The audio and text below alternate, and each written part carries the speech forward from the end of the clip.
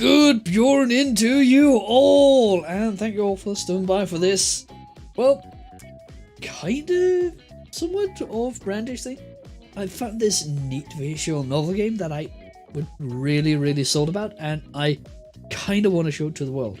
So that is why today, instead of, well, doing what I'm usually doing, some kind of creative stream, I am going to be playing a visual novel about, well, Hamlet by the great William Shakespeare, but it's slightly off kilter. It's not exactly Hamlet.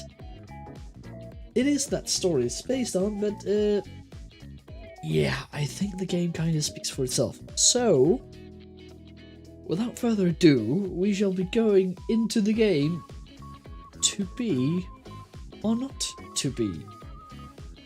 If the game will actually show up.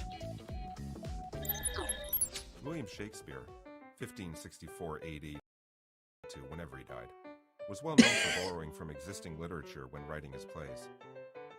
Romeo and Juliet is pretty much lifted entirely from Arthur Brooks' poem, The Tragical History of Romeus and Juliet.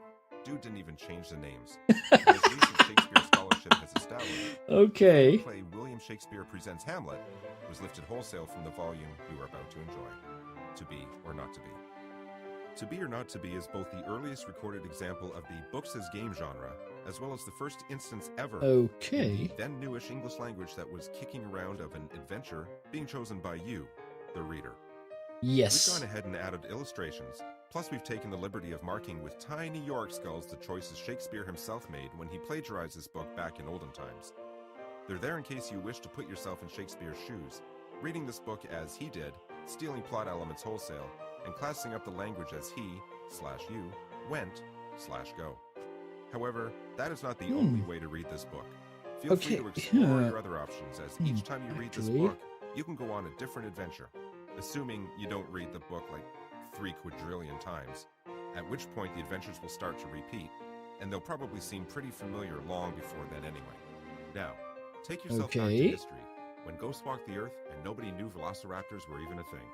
Steel yourself to experience the magic of Shakespeare as it was meant to be experienced, in a non-deterministic narrative structure, where you end up thinking maybe you made a wrong decision, so you mark the pages you were just on, so you can always go back and make a different choice if you die for some dumb reason. To be or not to be, that is the adventure. Choose your character. Okay, Man, what if I just... Yep, I think, yeah, when I tested, it asked me to, if I wanted to have the narration on, but font and sound, yes, this is the amount of degrees that the options is. It's literally just, can I turn it off? Yes or no? Oh god, that turns the music way up. One second. There, I think. Let's just lower that a bit. I think now it should be more listenable. But yeah, that narrator is not following the text at all.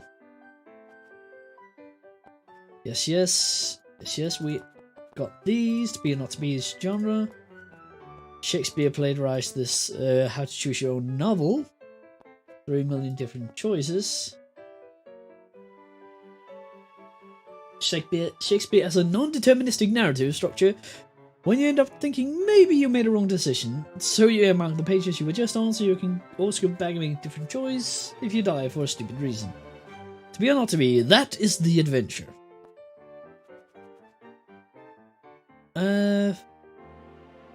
Choose your character. Man, what if I just read the acknowledgement instead? Okay. Wait, I can just... You can't tell me what to do, smart guy. I'm just gonna keep reading. Fuck it, let's do it.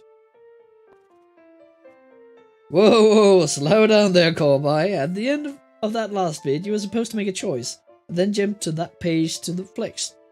That reflects that choice. Instead of following those instructions, you just kept reading what came next, like in an ordinary book. This book is a crazy insane. How are you even acting like this is an ordinary book? You die without even having chosen the character. The end. Okay, I died before character creation. And your final score is maybe learn to read books better sometime out of 1,000. Okay. Just give me a second. I'm going to just make a list of best deaths. Maybe. Oh, fuck it. Can I just? Wait, how is it that I think it's F12 to take a screenshot in Steam. Oh wait, that's Control F12 if I remember. Crap, how do I? 1 second. How to screenshot in Steam? Google this, my friend. In Steam.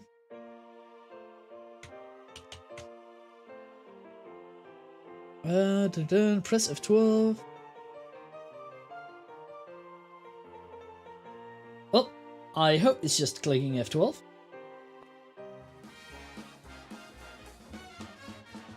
Okay, and now I get this nice picture of what looks like Nick Cage. Okay then. That is not what I expected, but alright. Let's see. Congratulations, you found a piece of artwork. Oh, so I can unlock random artwork. Dude, that's not a very good score, I gotta say. Okay, wait, I got this. Let me try this page turning thing again. To be or not to be, that is the adventure. Honestly, I don't want to pick that. Man, what if I just read the acknowledgements instead? No book comes together without an author feeling like thorns in depth of someone. Thanks to McFilter, spoiler it, of how to. Thanks to Metafilter for all the terrific advice on how to dispose of a body and not get caught. Spoiler alert: there are murders in the book. There's a page just about this. Did you know that? There's one of the top search results for how to dispose of a body. And I guess all thanks to the Canadian Security Intelligence Service for not getting me in trouble yet after I ran all those searches for how to dispose of a body. I want to know how to get rid of a dead human body, and gross dead body plus how to hide it, and what if I committed a murder act? How to ditch the body and not go to jail? It's an emergency. Okay, thanks to Mike. Wait. Okay, so there's also a recipe for stew. For the expensive knowledge and boats and the sailor wish to sail. Okay, so I can become a pirate. If I play my cards right. And for ripping me off for making this book so famous, but which thank you applies to which person?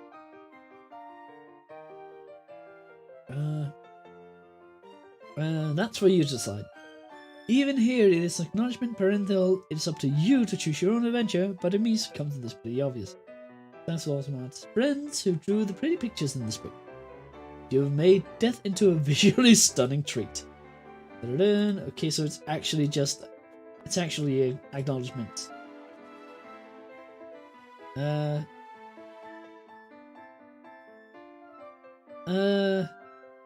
Wait, I want to be the author before I commit to anything. You are now Ryan North. This is weird. Okay, that was an achievement apparently. Okay. So listen, you just had an idea to write a book where you can play as Hamlet and Ophelia, or even the ghost. Right now, the book exists as a mere potential. On one hand, you can make it happen, but it'll take months of work. On the other hand, ideas are like chest hairs. You have so many of them, and it's hard to get attached to any one in particular. Plus, new ones are popping out all the time. You go skateboarding to decide what to do. You're getting mad air while pulling off some insanely rad skateboard tricks, while also munching on pizza, and it hits you. Writing this book is something you want to do. say goodbye to all the babes, and go home to write. Almost a year later, the last ending for the last version of reality you've chosen to put in this book. It's done. It's pretty solid first draft. After a few months after that, you smushed it into a pretty solid second draft, and then months after that, a totally rad final draft. All that's left now is to do a final read-over to make sure that there are no typos, inconsistencies, and spelling errors. You grab some snacks, sit down, and bring your draft so close to your face that you can't really see anything else.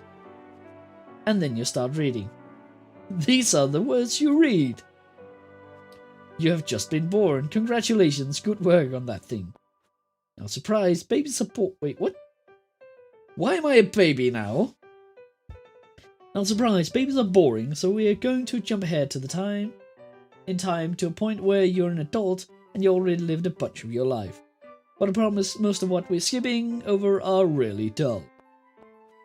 You ate a lot and slept a lot and made some friends, tears were shared, makeouts were totally had, etc. It was a bunch of high school stuff. The awesome stuff starts now. So let's begin, my friend. Remind me again who you are. Are you Ophelia?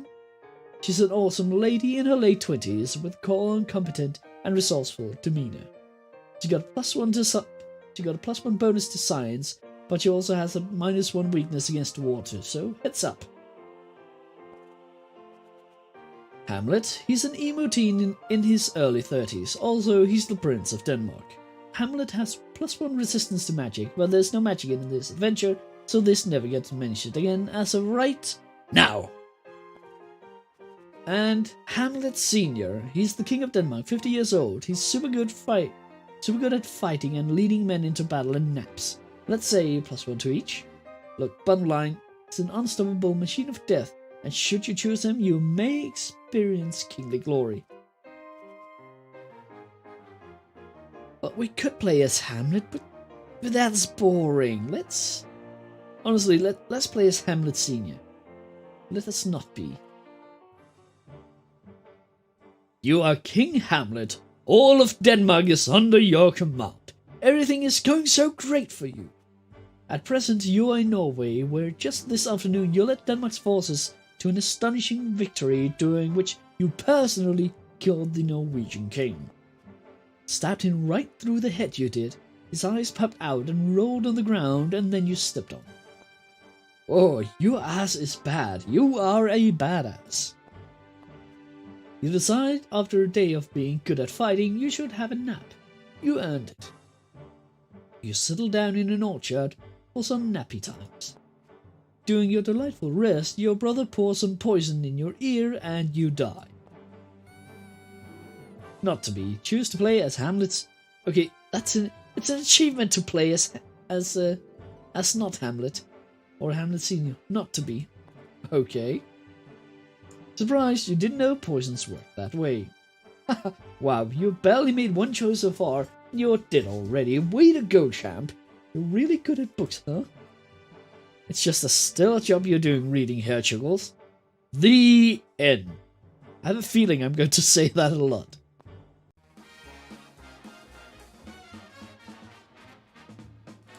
Oh god, and that music. You found a piece of artwork? Yes, yes. Okay, fine, I feel sorry for you. Here's a choice that you can choose. Oh, how about, can I literally just say, no, I don't want to be a ghost. Do not become a ghost. You choose non-existence over being able to float and having spooky powers. It wasn't even a good one, but it's the last decision you ever make. Until you play this book again, that is. The end. P.S. I hope you do play this book again, because there's more to it than dying like an ultra chump in the first 2 turns, I promise. Wait, what?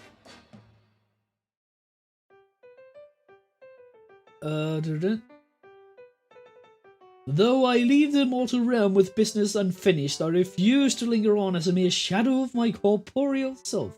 There is no desire in my heart to tarry here beyond death, I can march onwards as flesh and bone, then I would rather cease to exist at all. I hereby shed my bonds to this world and disappear now into the void of Sexy Ghost Beach Volleyball Tournament this way. Wait, no, undo. I can't say, I meant to say that being a ghost is super cool and I want to stay. Oh god. And another piece of art. It's time to be Hamlet-o-meter. Where will I hit? I'm guessing not to be. Wait, what the hell is this? Okay, how long can you just... Yep, not to be. Red or blue? Game over. You start this adventure. Poisons misused 1. Choices made 9. Times you wear 0. Times you wear not 2. Oh god. Congratulations! You created a better story than Shakespeare. Why don't you use your limitless powers to go on an all-new adventure? Let's restart from checkpoint. In which you choose character. Warning, this will erase any practice you have made so far. Yes, character choice it is. And yes, let us skip this. We will not be playing as Ophelia. Not as Hamlet, but no. We will continue onwards with Hamlet Senior. And let us have the end first and become a ghost. Good news! The afterlife exists. Oh, something on the screen. The afterlife exists, and it's full of ghosts. You know this because you're one of them now. You get to spend all your time slamming doors, rattling chains, and telling on the person who killed you. But here's the thing. I, the author, told you, the reader, that your brother poured poison in your ear while you napped. But you, as Hamlet Senior, have no idea how you died. You slipped through the whole thing. So you need to figure out who killed you if you're going to revenge yourself on your murderer, assuming you even were murdered. Because remember that for all you know, you could have died of a heart attack. This is an example of dramatic irony, only since we're in the second person, is an amazing example of an entire new species of dramatic irony. Something I'm going to call second person pronoun paradoxical autodramatic irony. You're now aware of information that you're not aware of. This should be fun. Oh god. Oh, the achievements of this game. Invent a new kind of irony. Accept that you died of a heart attack, listen in on people's conversation and see if any of them talk about how they totally killed you. I'm going to pick the dumbest thing here. I will accept that I died of a heart attack. Probably, you say out loud to nobody in particular, probably I just died of a heart attack. Yes, there's definitely no foul play to investigate here. You're not that curious about the circumstances of your own death, but there's certainly room for incurious people in the afterlife. You, for example, spend the rest of your afterlife, which is forever, training little ghost puppies how to be better dogs. And they were so cute that they stay puppies forever and never grow up, but just get better and better and cuter, and oh my gosh, it's adorable. The end. Okay, I think that was... Okay, I'm going to keep track. I think that was the 5th The End.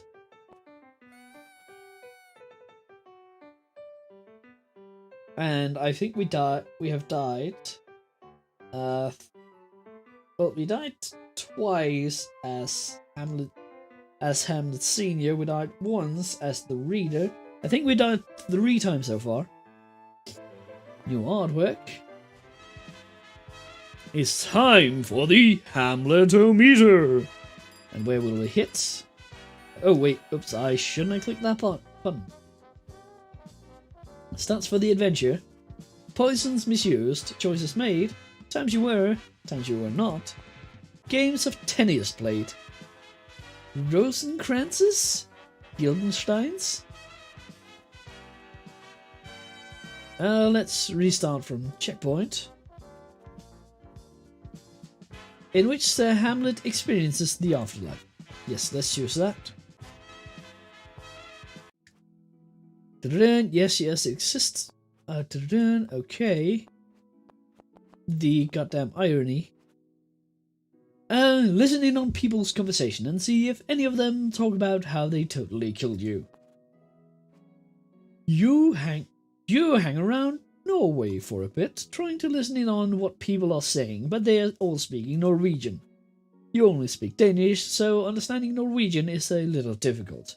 It all sounds Swedish to you, which actually makes it a lot sense since Danish, Norwegian, and Swedish are all related North Germanic languages, descended from the early linguistic differentiation between regular Germanic speakers and the North Germanic speakers around 200 AD. You nod your head, agreeing that all of this is both accurate and extremely interesting. While these three languages are generally supposed to be mutually intelligible, you find you can understand Norwegian speakers only if you are concentrating, which you are, and if they're speaking slowly and clearly, which they're not, as everyone is running around upset about war and all the kings getting killed. Ironically, Norwegian speakers can understand Danish easier than Danish speakers can understand Norwegian, but that doesn't help you much. That would only be useful if you were playing as the Norwegian king whose ghost have stowed away on your army's boat heading back to Denmark. But I haven't given you that option, even though it would be totally awesome. Or extremely awesome. If you're wondering what happens to the vengeful Ghost King, I can tell you this. I can tell you only this. The answer exists in your imagination. But here the good news. It turns out written Danish and written Norwegian are actually pretty similar. So you spend the next several nights haunting people, quietly reading their diaries while they sleep peacefully in their beds.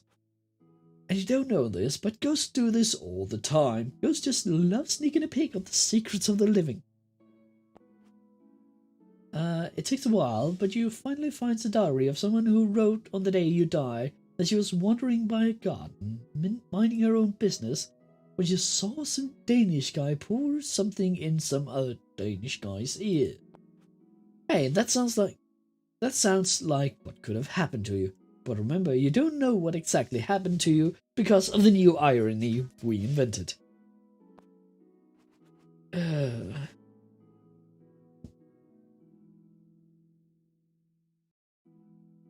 Okay, so I can wake the person and ask her about it, or wake the person and hold a piece of paper where you've written down a question asking her about it. Yeah, let's do the second option. That sounds like an actual good idea. You grab a piece of paper and write down on it, "Hey, I'm not here to kill you, I just want to know about the murder you maybe witnessed." But in Danish, of course. Haha. You gently shake the woman awake while holding the piece of paper up in front of her. She is freaked out initially. She was just woken up by a ghostly apparition from beyond the grave. But once she reads your note, she looks at you suspiciously and says, "For real?" Flip over the paper and write, "Yeah, I'm the guy that got killed maybe, and I guess I want to revenge my death or whatever. But please speak slowly as Norwegian is not my native language. I'm from Denmark." "Oh," says the woman in Danish, "I speak Danish too." "Kick ass," you reply. Wait, why is that in blue? Well, I guess that is ghost. Blue is for ghost talk. She tells you that the guy she saw and gives you a physical description of the guy. Unfortunately, the man answering to her description could only be one person. Your brother, Claudius. Congratulations, my king. You now know that oh god, there's paradoxical speaking. You now know that you know, so that whole second person pronoun paradoxical, also dramatic irony thing, has been slain. Experience plus 500. New quest. Revenge yourself on Claudius. You've been awarded 500 experience points, plus you unlocked a new quest. Revenge yourself on Claudius. You're you're feeling pretty chuffed about this whole situation. Okay, let's revenge your death. Your murderer is getting away with it. Your murderer is getting away with it in Denmark. Swim back to Denmark or wait for the next boat back to Denmark. Well, actually, let's swim. It's like 200 kilometers between the two nations. You know that, right? Apparently not. So you start... Oh, why do those turn red? Am I dying again? So you start to swim back to Denmark, but it's a lot of work to keep your body corporeal so that you can swim. So eventually you get tired and stop. For a while you float above the water, but that gets boring, so for most of the journey you float down to the ocean floor and travel along it. Here... Hey, there's a sunken pirate ship here. Wait, is this the pirate adventure? Hey, there might be a treasure in it. A salmon pirate ship. I want to be a pirate. I want to be a pirate king. Man, it's awesome, and it's so cool to be an underwater explorer who doesn't need to breathe. I mean, it's kinda hard to see things without a light source, but your ghostly body glows a little when you want to, so it's not bad. The pirate ship itself seems recently sunk. There are bodies trapped below decks, and yeah, that's unpleasant. The ocean bacteria haven't really started decomposing them yet. Bodies, man. Being corporeal, man. I don't know. You find the treasure room, and it's empty. It seems like this ship was attacked, raided, and then sunk. Somewhere up above your head, sailing on the surface of the great ocean Atlantic, is a really tough pirate ship that's just looking for treasure and or trouble. Too bad you're already dead, huh? But even if you were alive, what does a ghost need with money anyway, so I guess this has kinda been a pointless but still awesome endeavor. You explored the ocean bottom and found a sunken ship. Don't let anybody tell you that is not awesome. Okay, after several more days of very slow travel that we just skipped over because it got boring, we're back on Denmark's shores. Under the sea, okay. Explore a sunken ship as a ghost.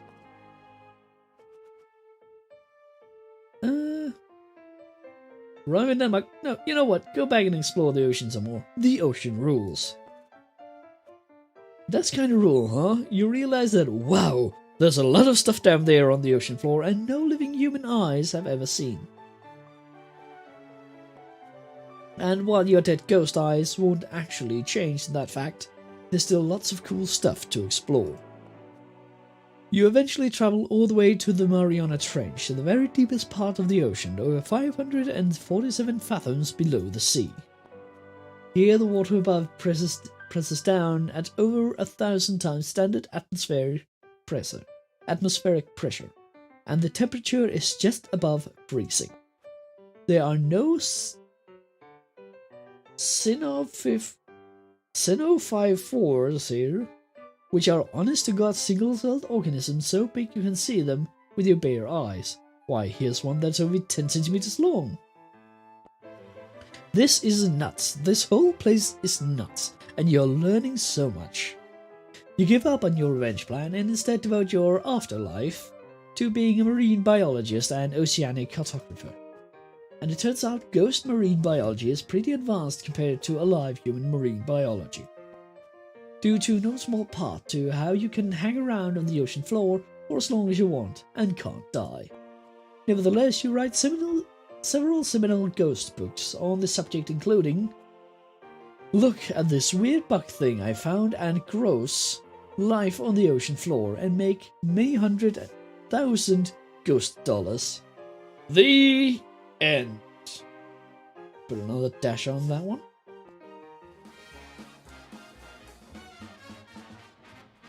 Okay, that actually does look kind of cool. I found more artwork. And where will we be on the Hamlet-o-meter? I'm thinking hot stuff.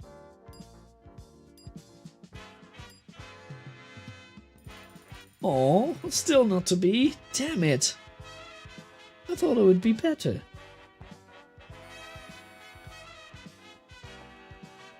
Choices made 5. Times you were 0. Times you were not 0.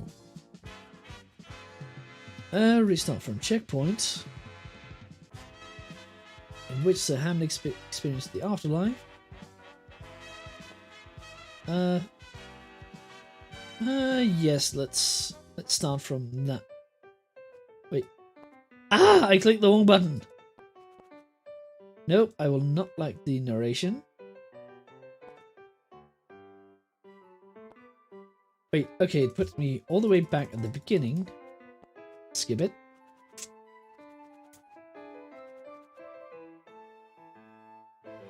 You know what?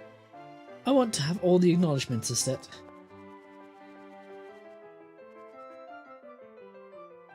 And I have tried to be the author. You know what? I want to know more about the author before I commit to anything.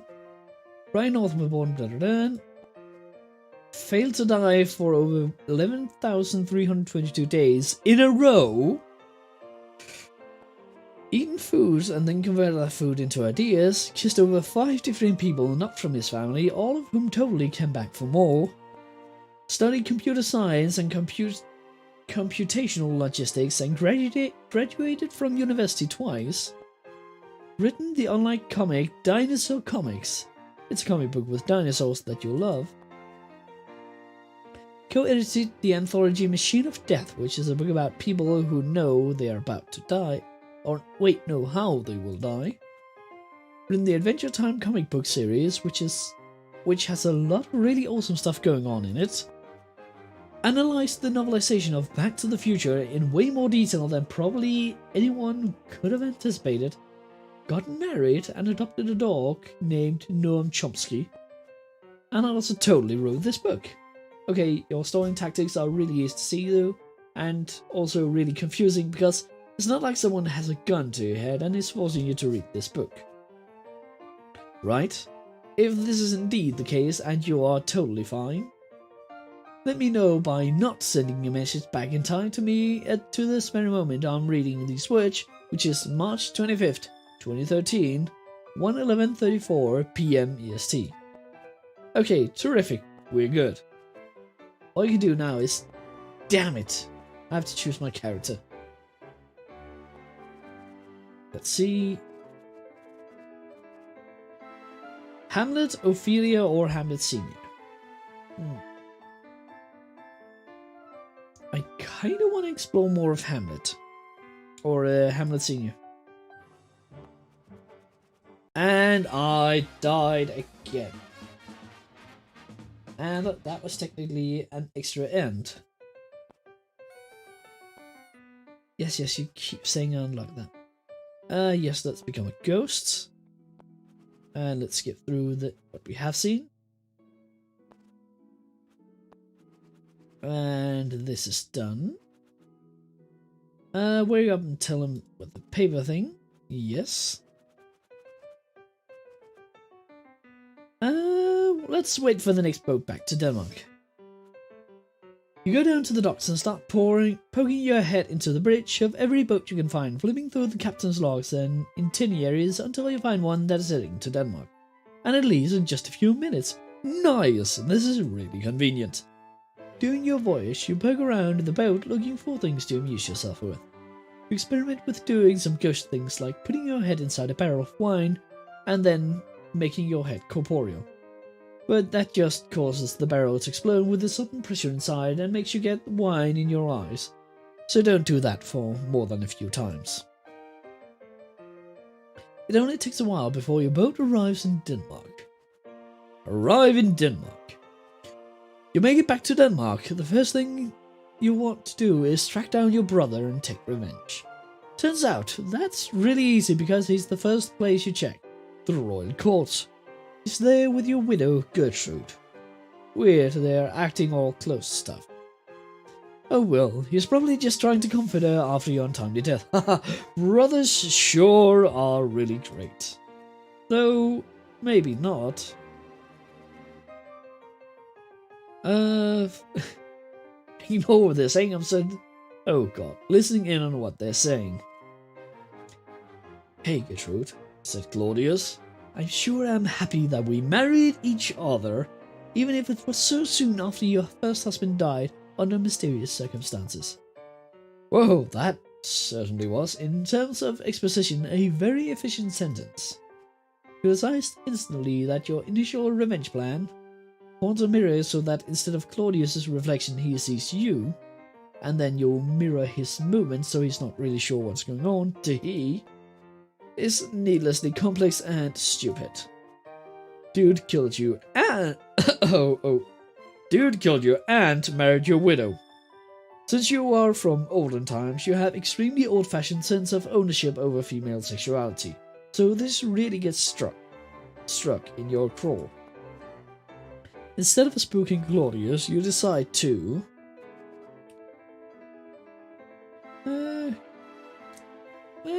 kill Claudius. Complete the quest. Yes, I am a quest completer. This is awesome, and it's going to go great because who know better how to kill someone than someone who have recently been through that getting killed to death process themselves. You wait till Claudius is sleeping next to your widow, then wake him up by tapping him on the forehead a bit. Hey, it is me, you whisper.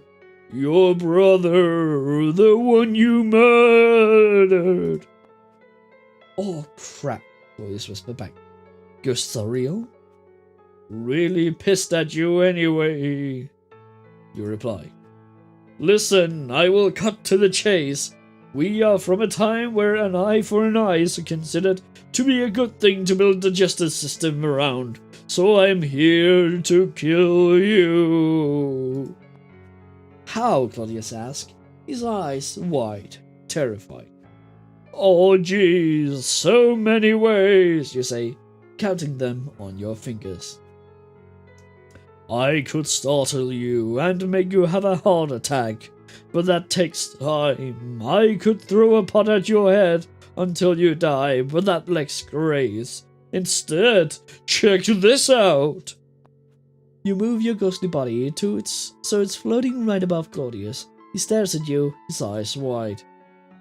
I'm sorry, he whispers. Way too late for that, you reply. You lower yourself to him, face to face, and keep going. His face dominates your field of view, and then you're inside his skull, inside the pink of his brain, his blood darkly obscuring your sight. You sink slowly deeper and deeper into him, lining up your ghost body with his regular body until you're just about occupying exactly the same space. Oh, you're going to turn corporeal and just make him explode, I'm guessing. Then you make yourself corporeal. I called it. What happens next happens so quickly and with such a force that it's hard to describe, but Claudius explodes everywhere, captures most of it. I mean, you're fine, but man is this disgusting. Literally disgusting. Gertrude wakes up, ripping Igor, screaming.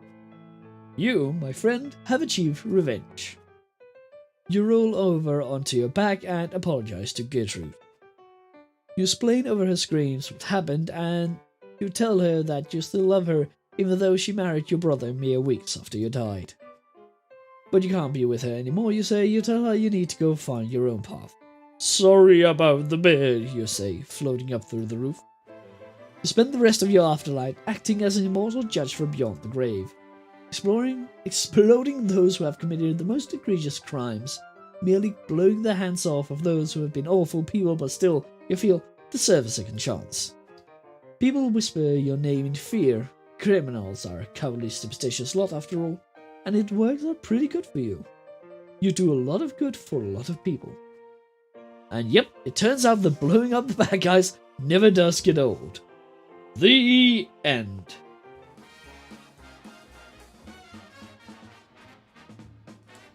Oh god, that just looks... Oh, that looks horrible.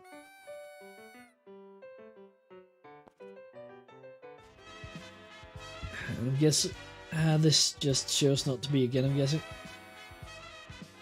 stats for the adventures. Poisons misused. Choices made. 13. Times you were not. Restart from checkpoint.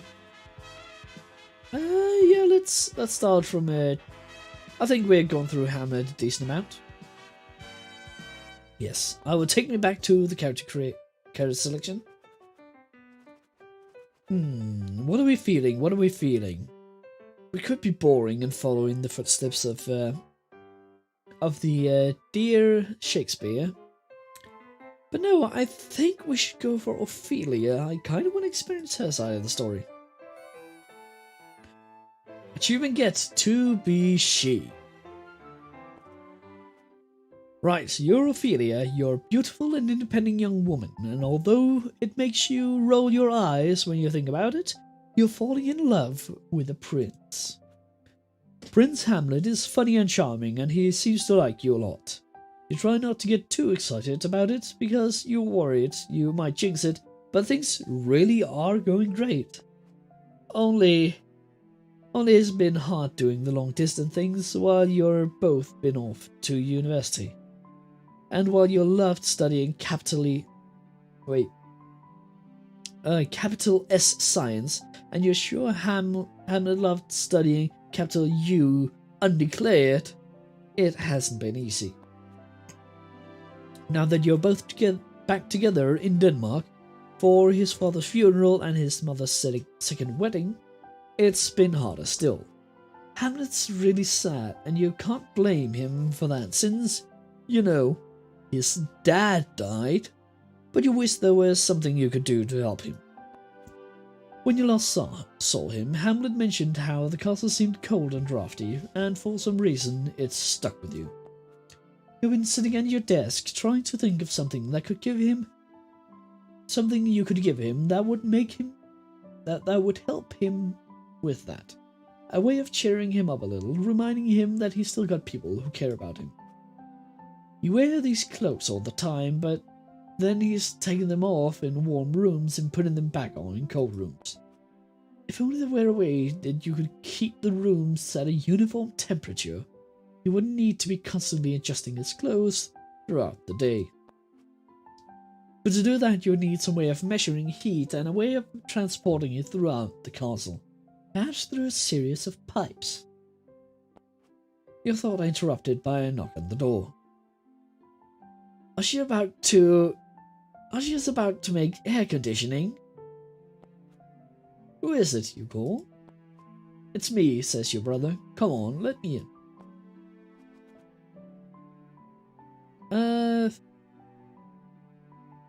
No, that's... no. I don't want to pay that. Tell me you're busy. I'm busy, you shout through the door. To Leathris. I'm leaving for France soon, he shouts back. Don't you want to say goodbye? Apparently not, you shout in reply. Whatever, Leathris yells. He storms off, stumbling all the way. You sit in silence for a moment. He storms back. Say bye to Dad for me, okay? He shouts. Okay, I will, you yell through the door. He storms off again. To France, I guess? Brothers, am I right? Return to your work. At your desk, you continue your work on the problem of automatically heating the castle. Hours turn into days, and you're generally left alone by both your family and your boyfriend. Your father ignoring you is no big deal, and while you're a little worried about Hamlet not stopping by more often, he has asked you to leave him alone for a while he mourns, and you're respecting his wishes. But if you're going to be honest with yourself, you're also getting really absorbed in this problem. You decide to split the problem into sections, delivering heat and knowing when to deliver heat. It would be possible to put servants in every room and have them report when it's too cold, but that's both expensive and unreliable. It depends on the servant, the warmth of their clothes, how much they love to lie to people about the temperature of the skin, the sensing, and so on. You're wandering the castle grounds when it hits you. You've been thinking about how to how water expands when it freezes and how that could be used to tell when it's cold. But it's not much use for measuring temperatures outside of the freezing point. Your father, Polonius, happens to wander by talking to himself about the evils of drink, and you realize alcohol! The right alcohol would expand linearly with heat, and by putting it in a slender glass vial, you could measure the size of that liquid, which would correspond 1-to-1 with temperature. Put the same markings on each of these glass vials and the same temperatures, and you got a universal comparable and consistent way of measuring heat. You wouldn't have to rely on servants' impressions, they could just tell you what line the alcohol had reached. You run back to your room to start working on the prototype.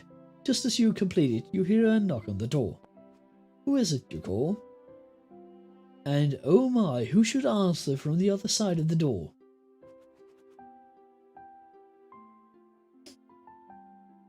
Seriously, who can answer from the other side of the door? Okay, so I get to choose who.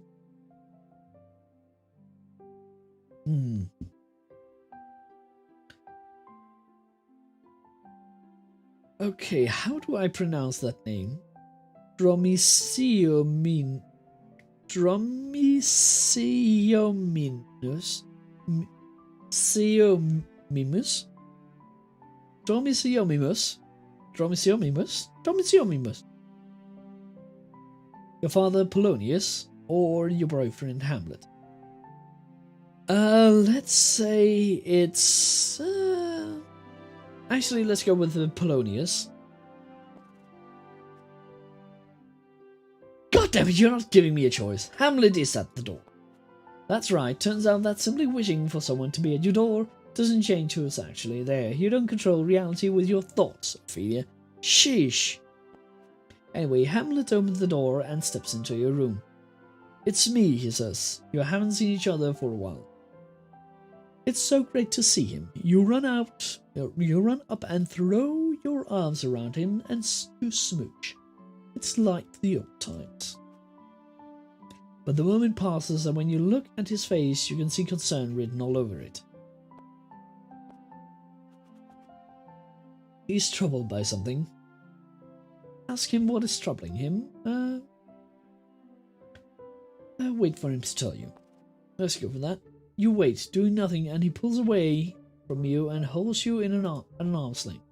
Listen, he says, and then he begins unbuttoning his jacket, taking his garters off, and oh gosh, yes, he's actually doing. He's fouling his stockings. What's wrong, Hamlet? You ask in alarm. When you say next sounds like an obvious question, but you ask it anyway. Why are you fouling your stockings? Instead of answering, he grabs you by the wrist. You come to the entirely obvious conclusion that he's not acting like himself. This conclusion is reinforced in the next few moments when he moves his other hand to his forehead as if he might faint. But instead of fainting, he stares at you intensely. Hamlet, I don't know why you're doing this. You begin, and he sighs really loudly. It's the most intense sigh you have ever heard. It's actually kind of impressive. Look, if you'll just talk to me, we can't... You begin, and he sighs again so loudly that it literally drowns out your words. Fine, widow, let's play the wrist-holding game. Yay! You meet his eyes, he sighs one of those ultimate sighs again, then gets up and leaves in what can only be described as the creepiest way possible, walking with his head reached over his shoulder so he can watch you even as he crap walks out the door. Well, that was weird. Maybe he's sick. You decide to check in with your dad because, as annoying as he is, he does have some experience in these matters. No, let's follow Hamlet and ask him what is wrong. Maybe you can help him sort things out. You ask him what's wrong and, well, there's no other way to put this, so I'll give it to you straight. Hamlet tells you about a spooky ghost and a plan for murdering his stepfather, Claudius, pretender to the throne. I'll be frank, it sounds crazy. A ghost? Murder? but he's your friend and lover, and you're not going to leave him hanging out to dry.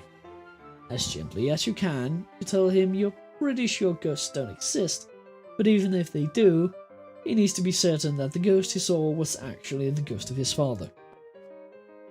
What if it was some other ghost trying to mess things up?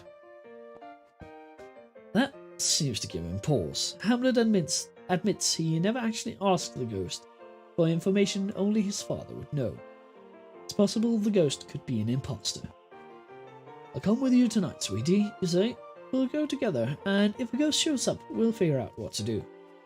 You're confident no ghost will appear, and that this will all just go away.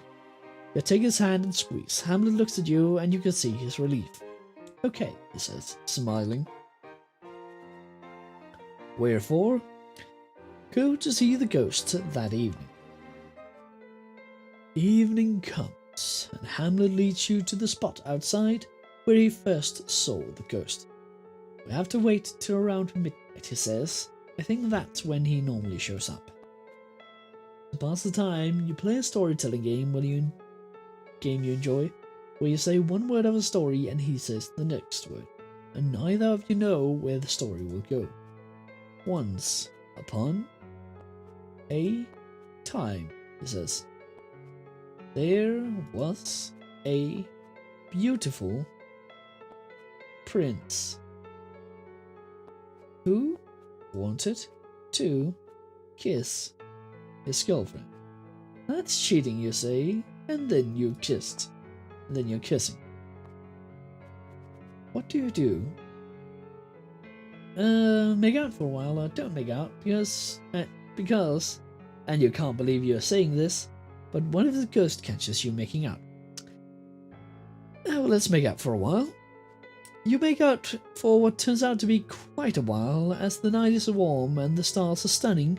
There are no bugs here to bite any exposed flesh, and before you know it, you totally make out as much as it is possible to totally make out nice, and you fall asleep in each other's arms. If ghosts exist, and if one really did show up, he suddenly had the good grace to leave you alone for your makeouts. Also, he was probably embarrassed. You were both way naked. The two of you return to the same spot next evening, and the evenings after that. But it becomes more and more a date night, and less of a spectre from beyond the grave wants to get some murders done thing. King Claudius and Polonius are not exactly thrilled with the two of you being together, but on the flip side, any urges to commit regicide that were floating around have begun to fade too.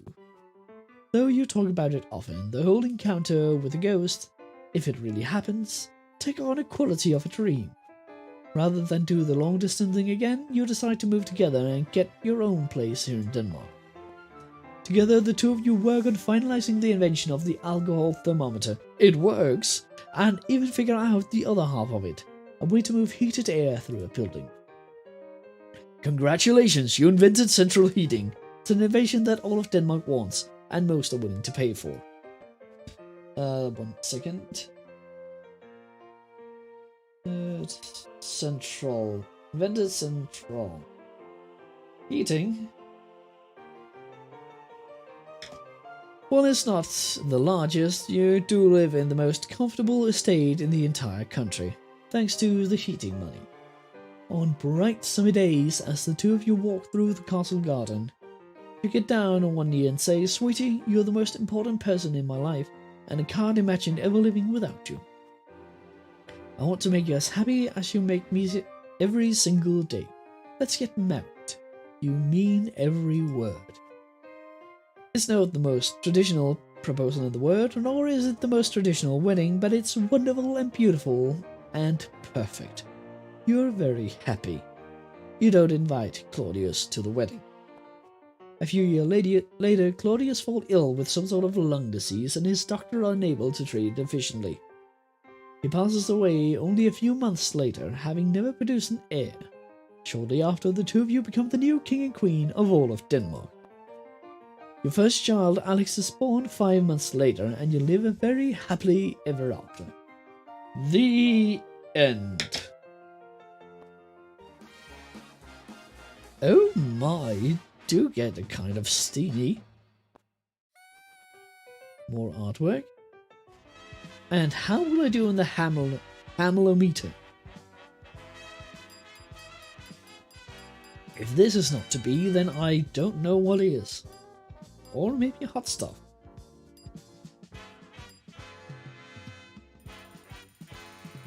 Wait, not to be? Why do you keep giving me that?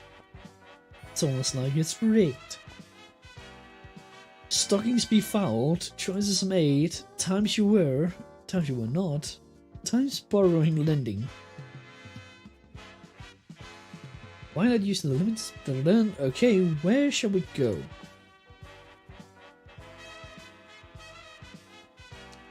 Oh yeah, let's go back to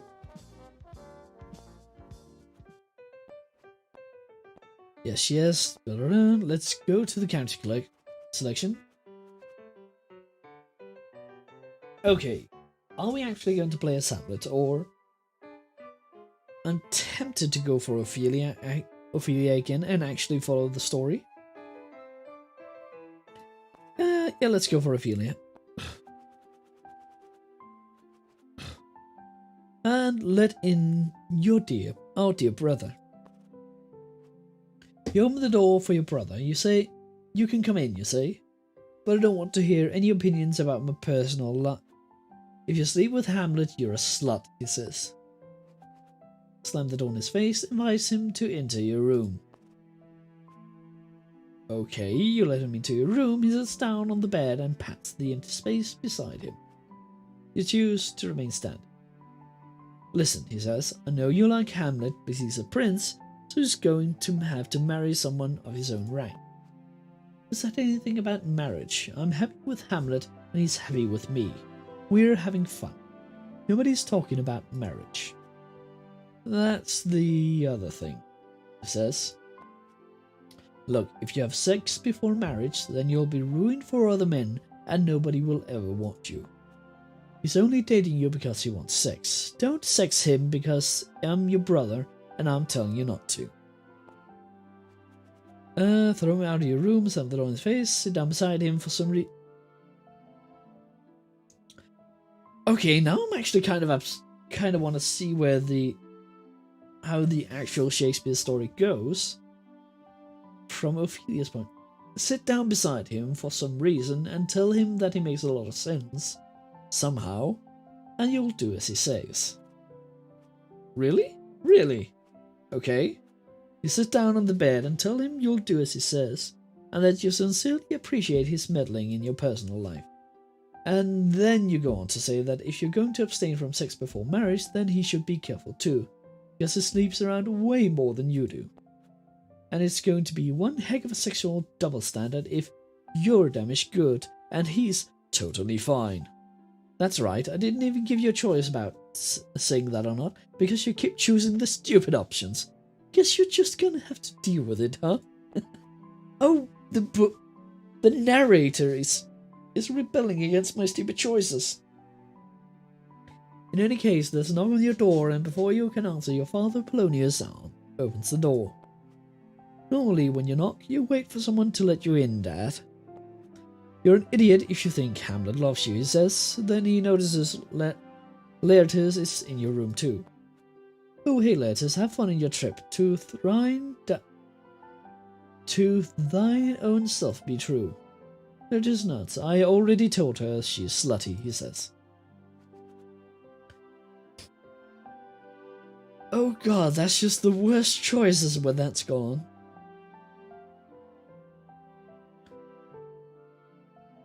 Oh, yeah, this is just horrible. I guess smile and nod and pat the empty spot on the bed beside you and Laertes, inviting Polonius to sit down too, because that is something a person would do. Polonius sit down on the bed beside you, so you guys are talking about Hamlet, huh? He says. Your brother nods and Polonius turns to face you. Hamlet only likes you because you're smoking hot, he says. You're an idiot if you believe him when he says you're a great and wonderful and special person. He says anything to get into your pants. He's saying that you're a wonderful person, right? So I just had to do something. You agree that he has said, that he has said and written some very beautiful thing about you, that this means a lot to you. That proves it then. Listen, you're too dumb to understand what I'm saying, so I'm just going to order you to do the following. Stop seeing him, never speak to him again, and put all thoughts of him out of your head.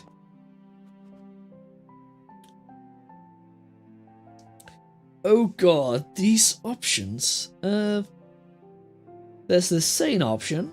Slap him across his face and tell him you're not dumb and you can recognize sincere emotion in a sexual partner when you see it. Or the choice that we're going for, because I don't know why. Why would Shakespeare do this?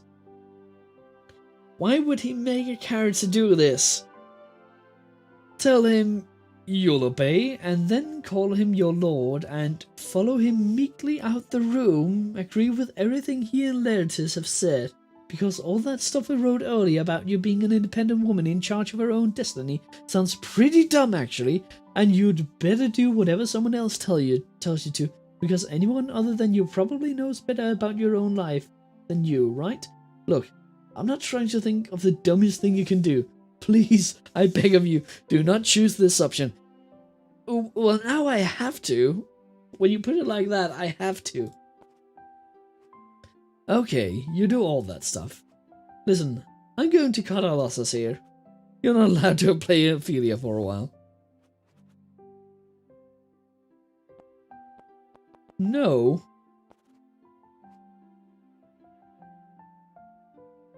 Oh, I can actually just... Oh, neat. I didn't know that was the... Actually, what's the checkpoint?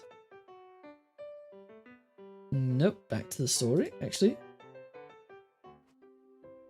Yeah, let's... yeah, let's continue on with Ophelia.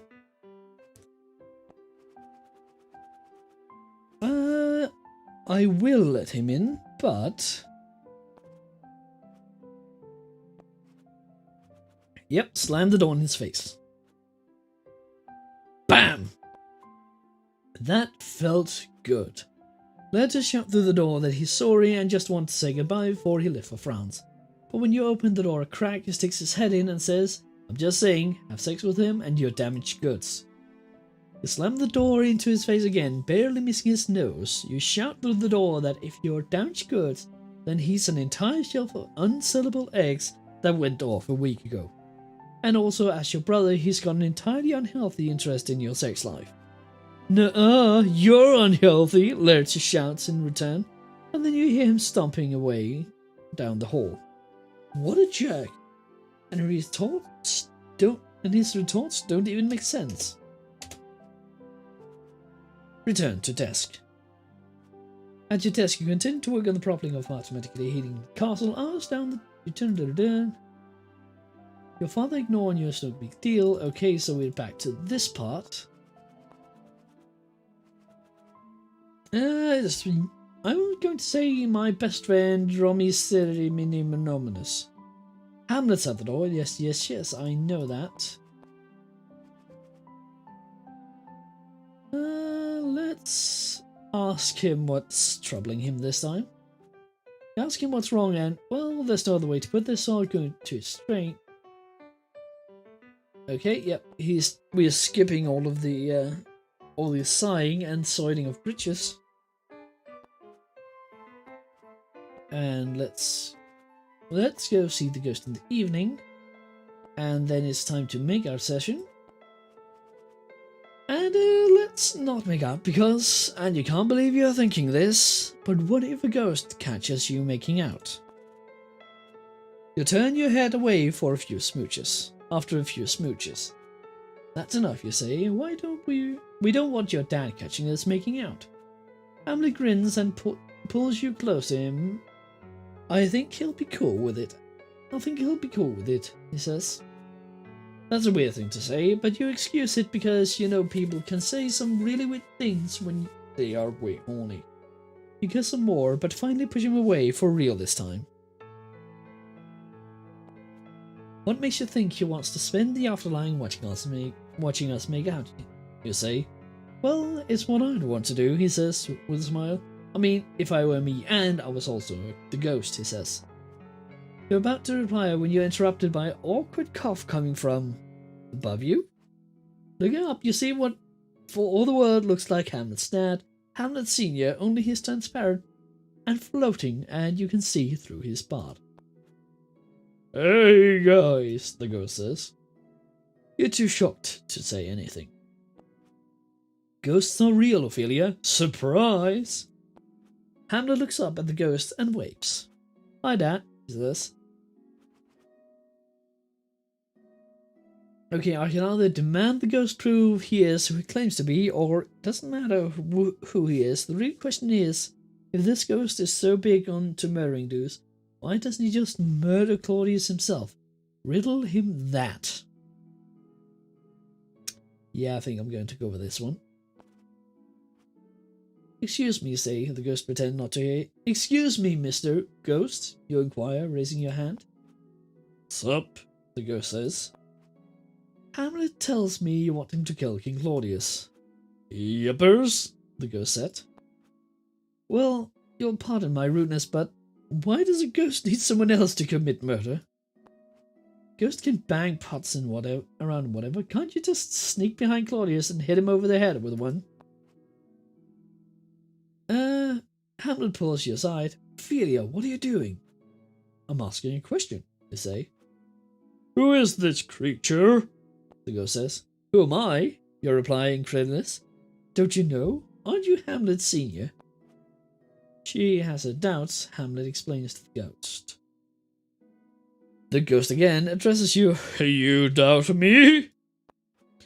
I seek proof, you say, standing your ground. The ghost becomes angrier, readier, almost changing shape. Lightning crackles around him. Then here is the proof you seek. He bellows as a tremendous bolt of lightning flashes out at you. Rather than electrocuting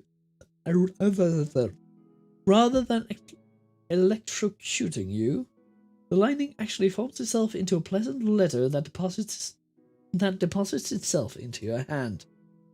In it, Hamlet Sr. explains that while ghosts can bang pots together, it's hard to do, and something like murder is tricky enough to pull off when you're corporeal. Makes sense. The nose goes on to mention some of the fun times you had together in the past and some of your secret shared jokes too. You'll laugh when you read it. Oh man, this is Hamlet's dad, that's for sure. You had added the nice note to the inventory. But already you know it's like a birthday card, which you'll keep for a while and then wonder when you should throw it out. The sentiment inside is still sweet, but are you going to keep that giant stack of birthday cards growing ever larger until you're 80? No. So let's say you drop it now. Less heartbreak that way. You have dropped the nice note. What do you do? Talk about the murder thing with the ghost. Why, yes, let us see. Let us hear. You go over the basics of the murder plot with the ghost and Hamlet, and surprised you see some flaws in it that Hamlet somehow missed. So Hamlet is supposed to murder Claudius, you say? Yes, Hamlet says. Hamlet and the ghost reply in unison. Then they notice the reply in unison and fist bump each other. Well, the ghost fist goes through Hamlet's fist and stops a little inside it, but you can see what they were going for. And then Claudius will be dead and Hamlet will be king, you say. Yes, Hamlet and the ghost replies again, in unison again. And then they fist bump each other again, and it's even more off this time. They're not even aligned horizontally with each other. Come on, guys. So, when to prevent Claudius from becoming a ghost and seeking his own revenge? You say, raising one eyebrow. Says the ghost.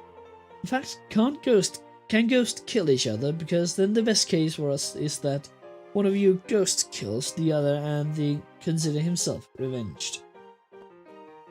Worst case is that you can't kill each other, but instead exist as ghosts forever, which means that the two of you, each with an endless list of sins for long before anyone left alive was born, will continue to meddle in the living world, revenging yourself against each other, back and forth for millennia to come. I think, the ghost began, then coughs, no. Yeah, I think you'll only become a ghost under certain circumstances. Like being murdered when you still have things you want to complete on the mortal plane, you say? Oh, right, that applied to Claudius too, the ghost says. Huh. What now? Continue talking the ghost out of murder, or make a counter-argument for murder being a good idea. I kind of want to see what's going to happen here. Or, murder, no murder, murder, no murder. That is the question. Murder or to murder or not? Yeah, let's continue talking the ghost out of murder. Even if you were to take even if we take all the ghost creation issues out of the equation, you go on, there's still the matter of revenge on its own not being an ethical act. Not to mention the complicated issues surrounding vigilante capital punishment, the ghost says. Exactly, I'm sorry, Ghost King Hamlet, but I don't think this is a super rad idea, you say. Prince Hamlet nods in agreement. Okay, yeah, that makes sense. Okay, well, do what you can to punish him for my murder, though. Cool? The ghost said. He agreed to work to uncover proof of the murder and then work within the legal system to achieve a fair punishment for Claudius. Sounds reasonable, says the ghost. Alright, I guess I'm out. Thanks for the talk. I found it really useful. You and Hamlet do some legwork and track down where Claudius got the poison. The poison monger identifies Claudius in a lineup. Even though he's the king, Claudius is not above the law, and the case goes to court. The prosecution has no witness to the actual murder but means motive, opportunity, and tons of circumstantial evidence. Claudius is found guilty of regicide and sentenced to 30 years in prison. He's sent to Verona, where we won't get any special treatment from the two gentlemen drafted to guard his cell. Hamlet's father is still dead, and this won't bring him back, but on the other hand, he's also a ghost, and you can talk to him at night. It's a pretty fair verdict, measure for measure. 100 out of 100 legal justice point. So it turns out that you scored a possible 100 out of 100 legal justice point. But unfortunately, you only got like +3 adventure points. Man, that's baloney. That's what you get for working within the pre-existing legal system instead of employing unpredictable vigilante adventurism. Am I right? The end. Okay. I kind of like this lineup.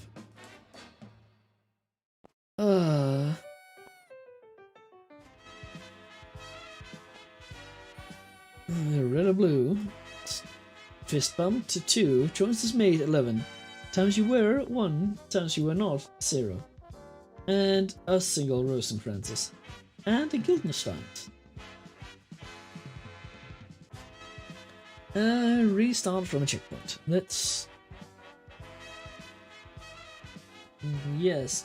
go with now, who do we pick?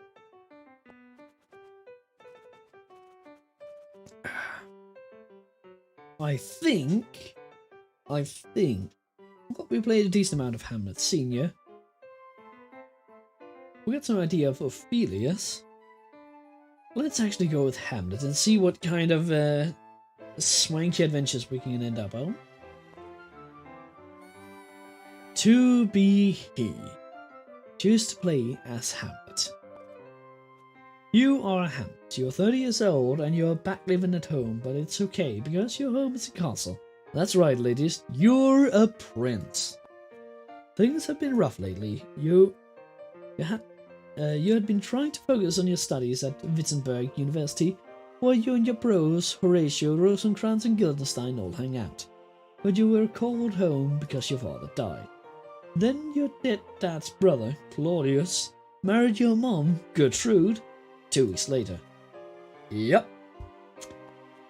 It made you kind of upset. You raced home to comfort her, but she's married your uncle, and that is weird.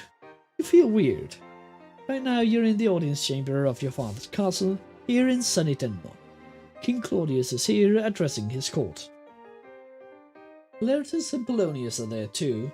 Laertes is kind of a jerk, and Polonius is his father. Polonius is also the father of Ophelia, whom you're totally sweet on. He's not here though. Who knows what adventures he's having as we speak, while you were stuck in this drafty castle room listening to other people talk about their feelings?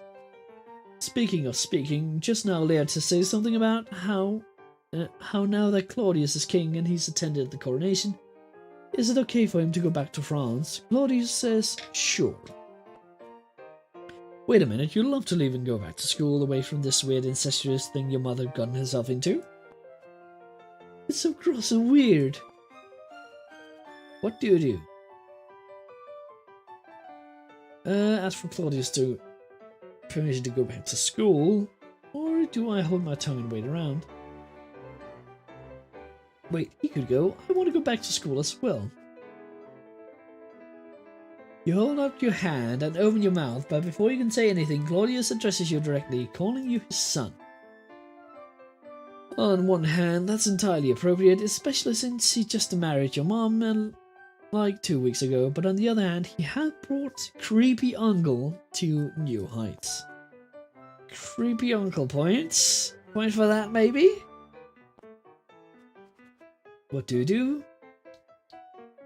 Insult him under your breath by saying you're more than kin. You're related more than once now as both father, son, and uncle, nephew.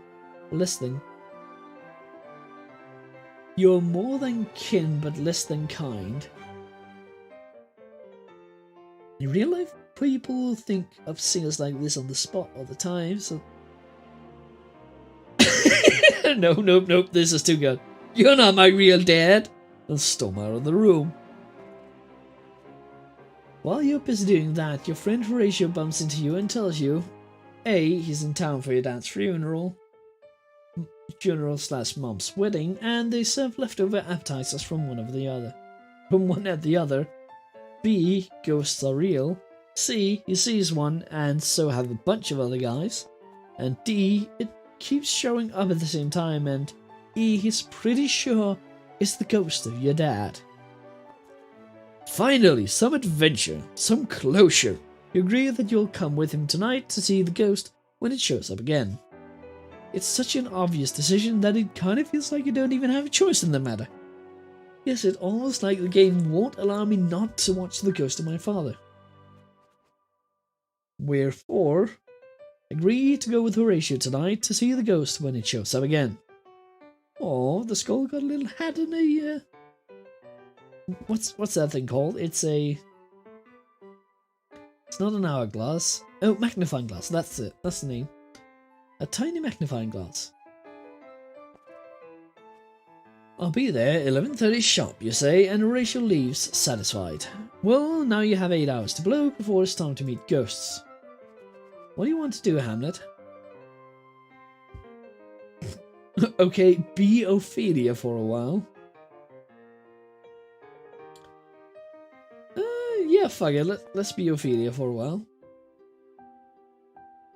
Let me guess. Oh, I'm kind of curious. I'm going to enter the room.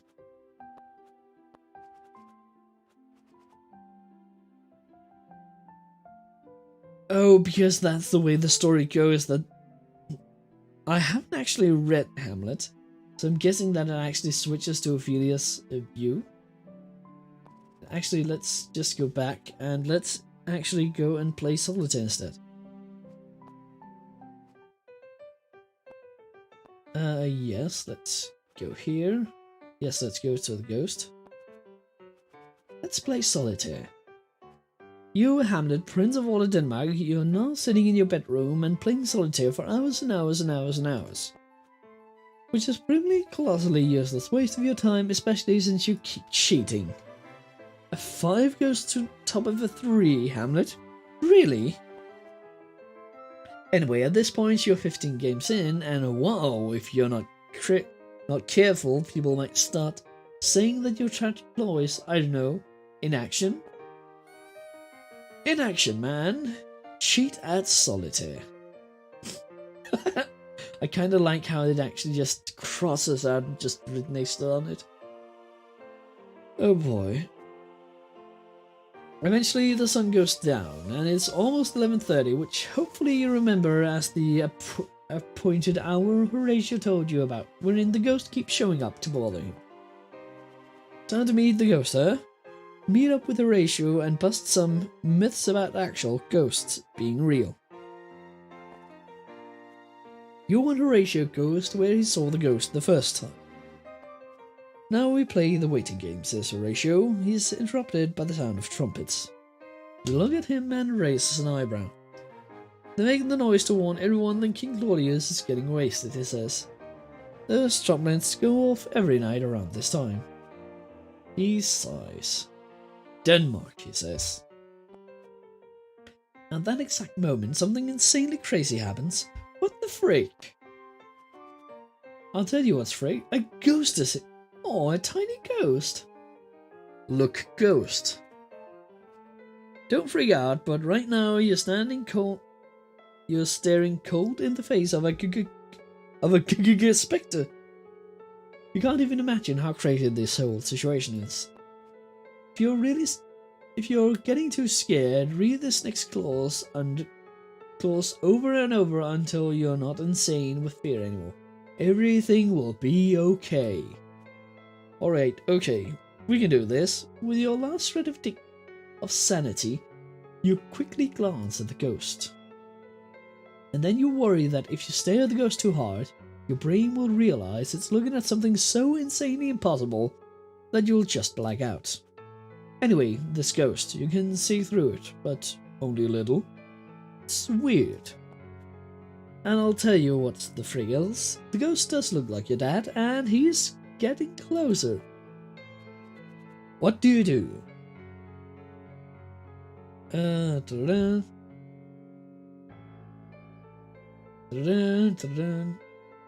at the ghost intently and black out as your mind shuts down. Yeah, let's do that. You stare at the ghost intently and your brain shuts down and you collapse unconscious. Surprise? You're now the ghost. Before you is the unconscious body of your son, Hamlet. Looks like he maybe tripped too many balls. Yes, that's definitely what happened. There were a lot of balls lying around and Hamlet tripped on one too many of them. Maybe several. But I'm lying, too many balls were definitely tripped right here. You expected more from your son than this. To be precise, you expected to be able to tell him that you were murdered by your brother and that he would, oh, I don't know, revenge your death. Instead, you're staring at a dude you can't even touch. You stick your finger inside Hamlet's head, thinking that maybe if you touch his brain, he'll wake up. But brains don't work that way, at least not with immaterial fingers, made out of ectoplasm or whatever. And you don't make your fingers solid, which is good, because that definitely would have killed him. Wherefore, see if there's anybody else you can tell about your murder. Yeah, seems like an idea. You look around and see Hamlet's friends, Horatio, nearby. He looks like he is freaking out. Hey, you say. Listen, Horatio. Right? Listen, don't freak out. He seems to freak out a little less. That is good. Hey, when Hamlet wake up, can you tell him my own brother murdered me? You ask. Tell him I'm looking for a little revenge. Horatio nods meekly. If he doesn't want to do it, then I'll make sure to revenge you, Mr. Your Majesty Ghost, sir. Just sir is fine, you say. smiling in what you hope is a reassuring way. You look at Horatio for a moment. Well, great, you say. Perfect. Horatio looks at you. You look at him. He scuffs his feet a little. So, I guess that's it, you say. With my unfinished work now finished, I suppose it's time for me to die, for real this time. You fade away into shimmering light, certain that with Hamlet's intensity and Horatio's probable competence at actually achieving goals, you'll be revenged in no time. What could possibly go wrong, right? Exactly. This is most assuredly 100% solved for real. It's too bad you couldn't stick around to watch the wrench go down, but you don't make the rules. Hey, I guess you're about to find out who, if anybody else, does. The end. Don't freak out. I kind of love the artwork.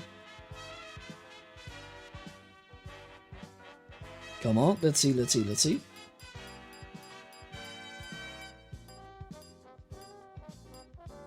Is it just going to be not to be again? Yep, not to be. Choices made. Dun -dun. Actually, let's. I'm going to need to take a short little break since, yeah, I need to go to the toilet. So I will be back in a few minutes. We will keep going after this short break.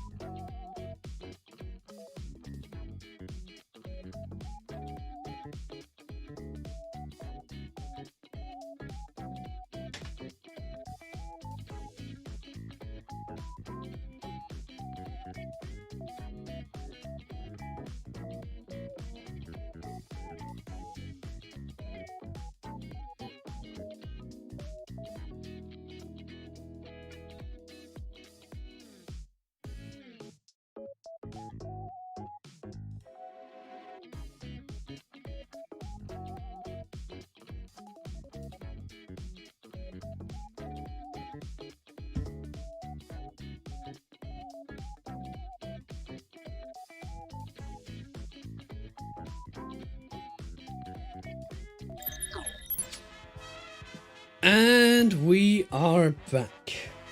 Had to take a quick little trip to the loop, but I think we are back into To Be or Not to Be. And I'm actually kind of curious, is that you create a better story than Shakespeare.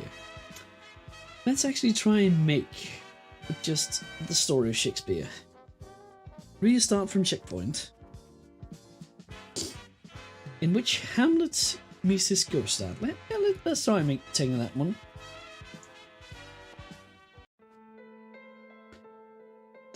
Yes, let's go for that one. Stare at the ghost intently and black out as you might shut out. Nope, we done that. Don't stare at the ghost too intently and try to figure out what he wants. Are you my dad? I mean, my ghost dad? You ask the ghost, but it says nothing. Instead, the ghost beckons to you. He clearly wants you to follow him and leave Horatio behind. I don't know, is this safe? Can ghost kill people? Can ghost kill people? You ask Horatio. I don't know, man, but I really don't think you should be alone with that thing, he says, clearly leaving no ball untripped in his own freakout. Hamlet, man, something is rotten in this state of Denmark, I gotta say, he yells, his quivering finger pointing at the ghost. Well, duh. I'm gonna say, you say, and you...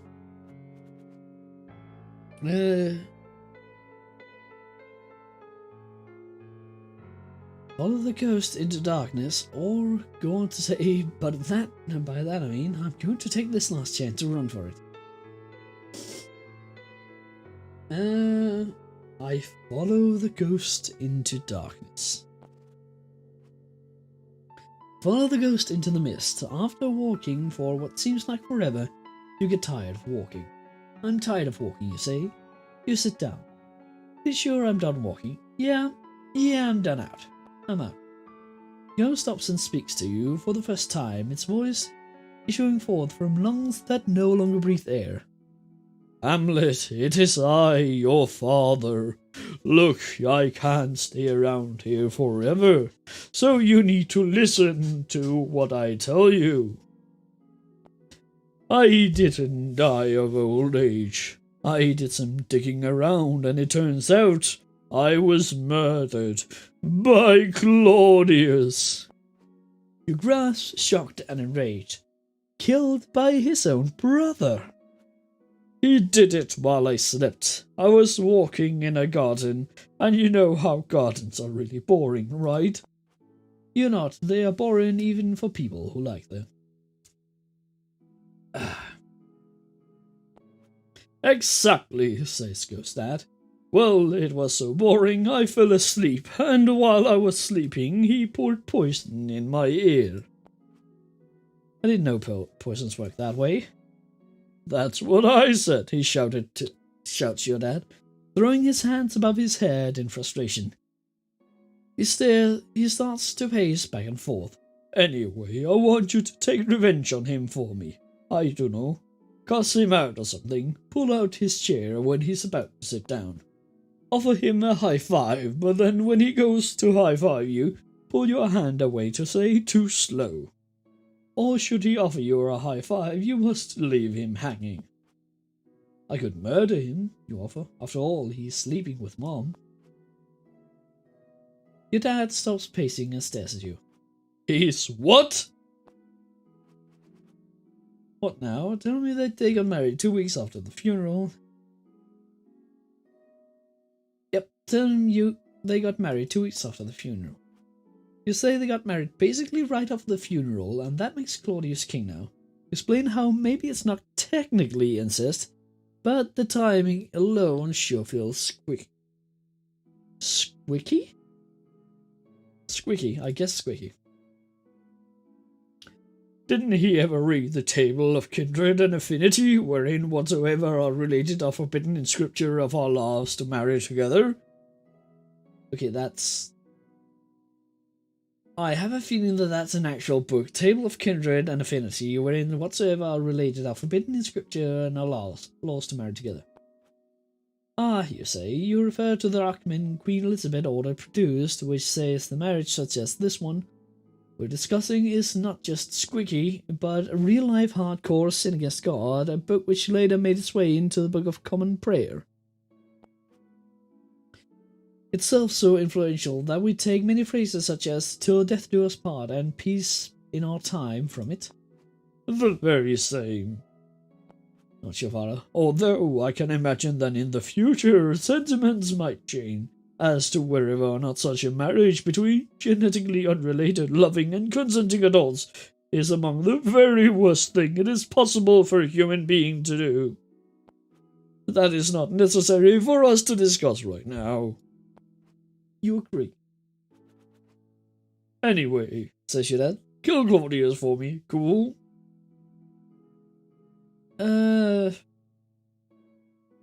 Promise the ghost you'll commit murder. Promise the ghost you'll commit murder in the classiest verse you can come up with. Okay, how are they going to bastardize this? You'll clear your throat, hold one hand open to the air in front of you, and promise the ghost that you will kill an alive human. This is what you say. Yeah, from the table of my memory, I'll wipe away all trivial fond records, all souls and books, all forms, all pressure past, that youth and observation copied there, and thy commandment all alone shall live. Within the book and volume of my brain, unmixed with base matter, yes, by heaven. Your dad seemed pretty cool with that. New quest, kill Claudius, worth 3,500 XP. You've begun the quest to kill Claudius. It's worth 3,500 XP points. That's a lot. Leave it there and return to Horatio.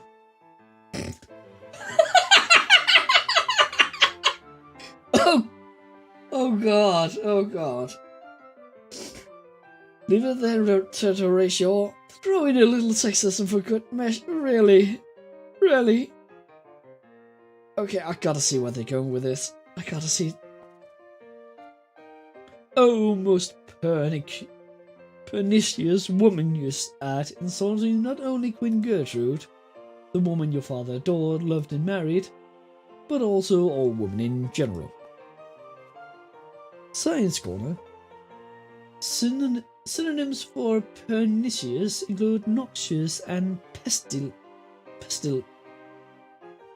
And the word itself suggests the long-term harm come from being in contact with whatever it's being used to describe. Honestly, I kinda dig this picture.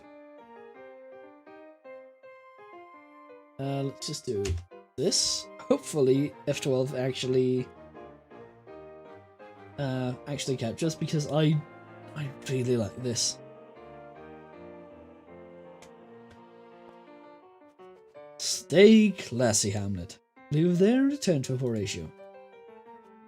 You're back to where Horatio's waiting for you. Listen, Horatio, never speak of this whole we told this old ghost thing, okay? We gotta keep it a secret. That's cool, says Horatio. No, I'm serious, man. You say, crowding his shoulders, some really serious stuff is going to go down.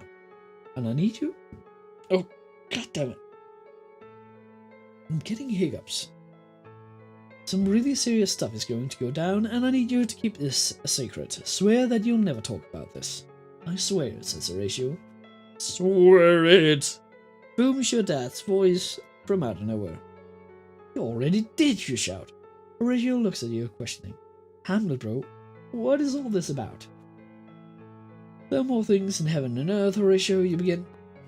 That than I dreamt of in my philosophy, Horatio finishes, annoyed. Fine, right. Whatever. Okay, Horatio will keep your secret, and you got a quest for a ghost to fulfill. And at the end, he'll probably give you some real cool loot for completing it. Maybe? I mean, it's possible. Anyway, it's past midnight, and Claudius is probably falling down drunk. What now? Why wait? say goodbye to Horatio and go kill Claudius. You wait until it's 2 AM, planning to sneak into Claudius' room and give him the old stabby stab. But on our way there, you'll find him passed out in the hallway. There's a bottle of booze in his hand. He really is a cartoon drunk. This is gonna be real easy. You hold your hand over his mouth so he can't scream, and you slit his throat, and he's dead within a minute. Ta-da! You leave quietly, making sure not to be seen, and head down to the shore to wash your blood-soaked hands and your blood-soaked clothes. The ocean water washes off the blood quickly, which is great because you heard it was hard to get out damn blood spots. Turns out, nope, it's actually really easy. Your client stayed cool and rational and didn't freak out at all during this process. Good job, champ. You walk home with your wet clothes, change into adorable pajamas, get into bed and fall asleep. Content in the knowledge that you were right to murder dude and that you even had supernatural forces on your side. Your dreams are generally peaceful. There's some sex stuff in there too, but whatever man, it happens. Don't even worry about it, it's honestly not a big deal. In the morning you act super surprised that the Claudius got killed to death. What? You say, waving your hands in the air. Come to think of it, that was probably a little much, but everyone brought it, so phew. And then later you become king. And check it, your economic policies are both wise and fair, and your country becomes way prosperous. Due to economics not being a zero-sum game, you not only make the lives of the subject better, but you actually improve the lives of those they trade with, too. Hamlet, you literally make the world a better place. Nice. And all you had to do was kill a human being. The end. And another dash. P.S.O. I meant to mention this sooner, but one day you'll step on a butterfly that has a cascade effect of preventing not only one but two worldwide wars from occurring centuries down the line. So good job all around, I'll say. Keep on killing everyone who interferes with your preferred version of history, I'll say. Okay, prevented 2 world wars. 2 world wars.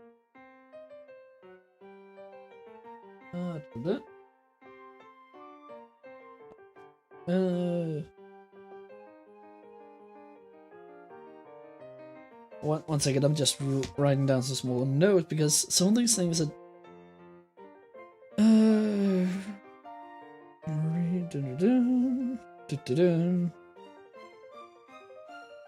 Ghost biology, yes.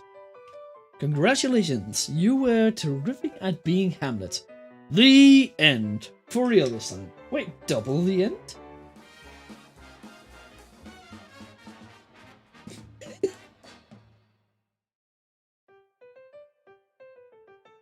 Okay, this illustration is actually kinda neat.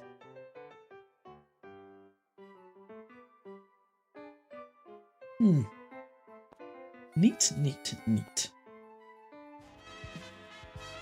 Okay, this gotta be high up there. Don't tell me it's going to be not to be again. Unless, I think this might just be... Wait. Oh, yep, not to be again. Poisons misused, choices made, times you were, times you were not. You created a better story than Shakespeare. Well, let's go over and checkpoint. Actually, let's try and take it the actual way it's supposed to be. This time. Okay, we've done that one. We've done that one. Falling into darkness, we've done that one.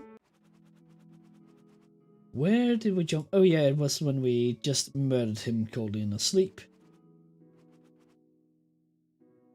Yes, do it in the classiest way we can think of. Throw in a little sexism just to top it off. And leave it to then to talk to Horatius, we've done that as well. Go home for nappy times. You go go home and nap. The next morning it rains, so you don't leave your room. Then the next morning after that, the ground is all muddy, and you think maybe you'll leave footsteps that could be traced back to you. And anyway, long story short, several days have gone by and you haven't done a thing. What do you do? Okay, there's 2 skulls. To continue doing nothing for several days, return on the top of this page. Okay, so basically just continue doing nothing, or actually continue. Go see Ophelia. She is smart. Maybe she has some ideas on how to commit some good murders. You go down to Ophelia's place and knock on her door. Who is it? She calls. It is me, sweetie, you say, opening the door and stepping into her room. You haven't seen each other for a while. It's so great to see her. You run over, throw your arms around her, and you kiss. It's just like old times. You hold her arm's length and look into her eyes. Listen, you say, and then you... unbutton your jacket. What the hell? What? Why would anyone do that? Unbutton your jacket, foil your stockings, take your garters off, and grab Ophelia by the wrist. Okay, you do that. Ophelia looks confused doing this whole production. What's wrong, Hamlet? She says concerned. Why are you finding your stockings? What do you do? I don't know why you're doing that. Apologize. You know what? This is not going as well as I hoped. Ophelia don't know why you're wasting your time either. Excuse yourself and go murder Claudius. Continue holding her wrists. Move your other hand to your forehead as if you might faint while staring at her intently. These are some stellar choices you're making here, champ. Okay, you do those crazy things. Ophelia keeps staring at you in confusion. Finally you sigh as big as you can, 3 times in a row. What do these sighs mean? Ophelia doesn't know, I don't know, and neither do you. It's like you think you saved your game earlier, so now you can just do stupid stuff without consequences. But you can't save in real life, silly. So now you go live with the consequences of these choices. And here are the consequences. Ophelia's love for you have taken 15 damage. Lucky for you, she still loves you a whole heck of a lot. Eventually you run out of sighs and get up to leave, but rather than walking out the room like a regular person, you look over your shoulder, lock eyes with her, and walk out of the room and around the corner without even breaking the eye contact. You're lucky you didn't walk into a wall. You know what? I think you made enough choices for a while. Move over, I'm driving. Okay. You decided to go see what Claudia's up to. So you walk in on your mum and fake dad as they're trying to run the country, but it turned out they were talking about you anyway. Polonius is there too. He's talking to you like you're touched in the head. Wait, what? He's talking to you like you're touched in the head. Hey, he thinks you're crazy. Maybe that's because of all the dumb decisions you've been making. So in an effort to save this, we're going to assume that you were just pretending to be crazy. Because that was all of this kind. Because that way all of this kind of makes sense and nobody would ever suspect a crazy person of committing murder, right? This is literally the best option we got left. This is what you reduced us to. I've gone back and rewritten the story so that in your talk with Horatio you say, I might act crazy for a while, just be cool. You can go back and check, it's totally there. Okay, so it turns out Polonius considers himself a master riddle master, and he's going to ask you 3 riddles to determine if you're sane or not. Riddle the first. Do you know who I am? Since you're now just acting crazy, this gets a little easier. Normally I'd give you a choice between a reasonable answer and a crazy answer, but if you now you want to pick the reasonable one just to screw things up, and I swear to God that there will be a method. There will be a method to your madness if it kills me. So here are your options. Say, I don't know who you are. Maybe you're a pimp. I know looking for the option to say, yeah, you're Polonius here, but you know what? I like being a chance. Say, I don't know who you are. Maybe you're a pimp? Go back and check and see if I rewrote the story. Listen, Ray, never speak of this whole good thing here. You're going to keep it a secret. That's cool, Ratios. Now I'm serious. Real serious going down. Need to keep a secret. Swear you never talk about this. I swear. Swear it. Wait, we read that? You shout and then you look isolate. Oh, and for some reason I'm acting crazy for a while. See, right here. Right there. I wasn't kidding. Okay, fine. Okay, so turns out Polonius can... Okay, back to the Riddle Master. I know you're looking for an option to say, you're Polonius here, but you know what? I like being in chance, so... Say, I don't know who you are. Maybe you're a pimp. You tell Polonius that you don't actually know who he is, but maybe he's a pimp. He doesn't get that you are, or rather, that I am. Rather cleverly trying to suggest that you suspect he's been trying to mess with Ophelia in order to get to you. It goes entirely over his head. Anyway, he is satisfied with your answer, which is great. Polonius put you to his riddle the second. What have you been reading lately? Answer with only one action, which is answer with the exact word I want you to say. That's right, fall in line, baby! You haven't touched a book since you came home from university or funeral wedding break, so you answer by making up a book you've been reading called Old Men Are Gross and Dumb. It's about how old men are gross and dumb. You conclude by saying that Polonius would be the same age as you if people aged backwards. Oh snap. Polonius agreed that this is probably the case. Finally, he challenged you with the final of his 3 riddles. Would you like to go for a walk outside? You sure would. You say you'd like to go for a walk outside, straight into your grave. It's that little bit of crazy that really sells it. Somehow Polonius thinks you're actually saying something really significant about how we're all really dying from the moment we're born. He observes that in madness you're actually speaking the truth. Hey, your answers seem to have helped him reach the conclusion we wanted in regards to your sanity. Polonius says he'd better get going, and you say nothing would make you happier except if you somehow literally died right now. And then you motorboat your lips and flick your index finger over them, making brrr sound. Yep. Definitely think you're crazy. Oh, wait, no, the sound you go. I think that's the thing you was going for. So, I hope you're happy. I have fixed this as best I can, and remember, we're just fake crazy now, okay? Okay, you can drive again. As Polonius leaves, your friends Rosencrantz and Gildenstein into the room. What, you thought these guys were still back in university? This is awesome. But now... Greet your friends with high fives, greet your friends by slapping them on the back, greet your friends with hugs all around. Let's not get carried away, just walk up, say hi, and ask them how is it going. How have you been, gentlemen? I've been okay, except for, you know, the nightmares. Anyway, what brings you here? They look at each other. What do you mean, what brings us here? Why don't we instead talk about your, plans and motivations? Your face walls. Man, you knew it. Claudius sent for them.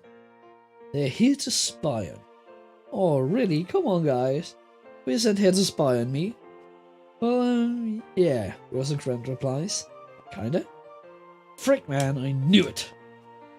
Look, I'll make it easy on you. I know I've been all emo lately and mopey, and though we don't have the words for it yet, I'm pretty sure I'm what you'd call clinically depressed. That's all. You sigh, then look at them with a small smile. I guess I'm quite the piece of work, huh? You say. Would you care to explain that in more detail? Rosencrantz says. You reply. No man, didn't you hear? I'm clinically depressed. As a matter of fact, I would. You are inspired. You clear your throat and hold out one hand in front of you. You look at Rosencrantz and Guildenstern in the eyes, one after the other. What a piece of work is man, you say, choosing your words and punctuation carefully. How noble in reason, how infinite in faculty, in form and moving, how express and admirable, in action how like an angel, in appreciation how like a god. Your friends not. Humans are pretty great. The beauty of the world, the paragon of animals, and yet, to me, what is the quintessence of dust? Man delights, not me. Wait. Oh, no, I'll continue. You break all fast. Guildenstern interrupts you. Gay, he says. I said man delights, not me, idiot, you say, nor woman neither, though you may seem to think. This time you're interrupted by Rosencrantz.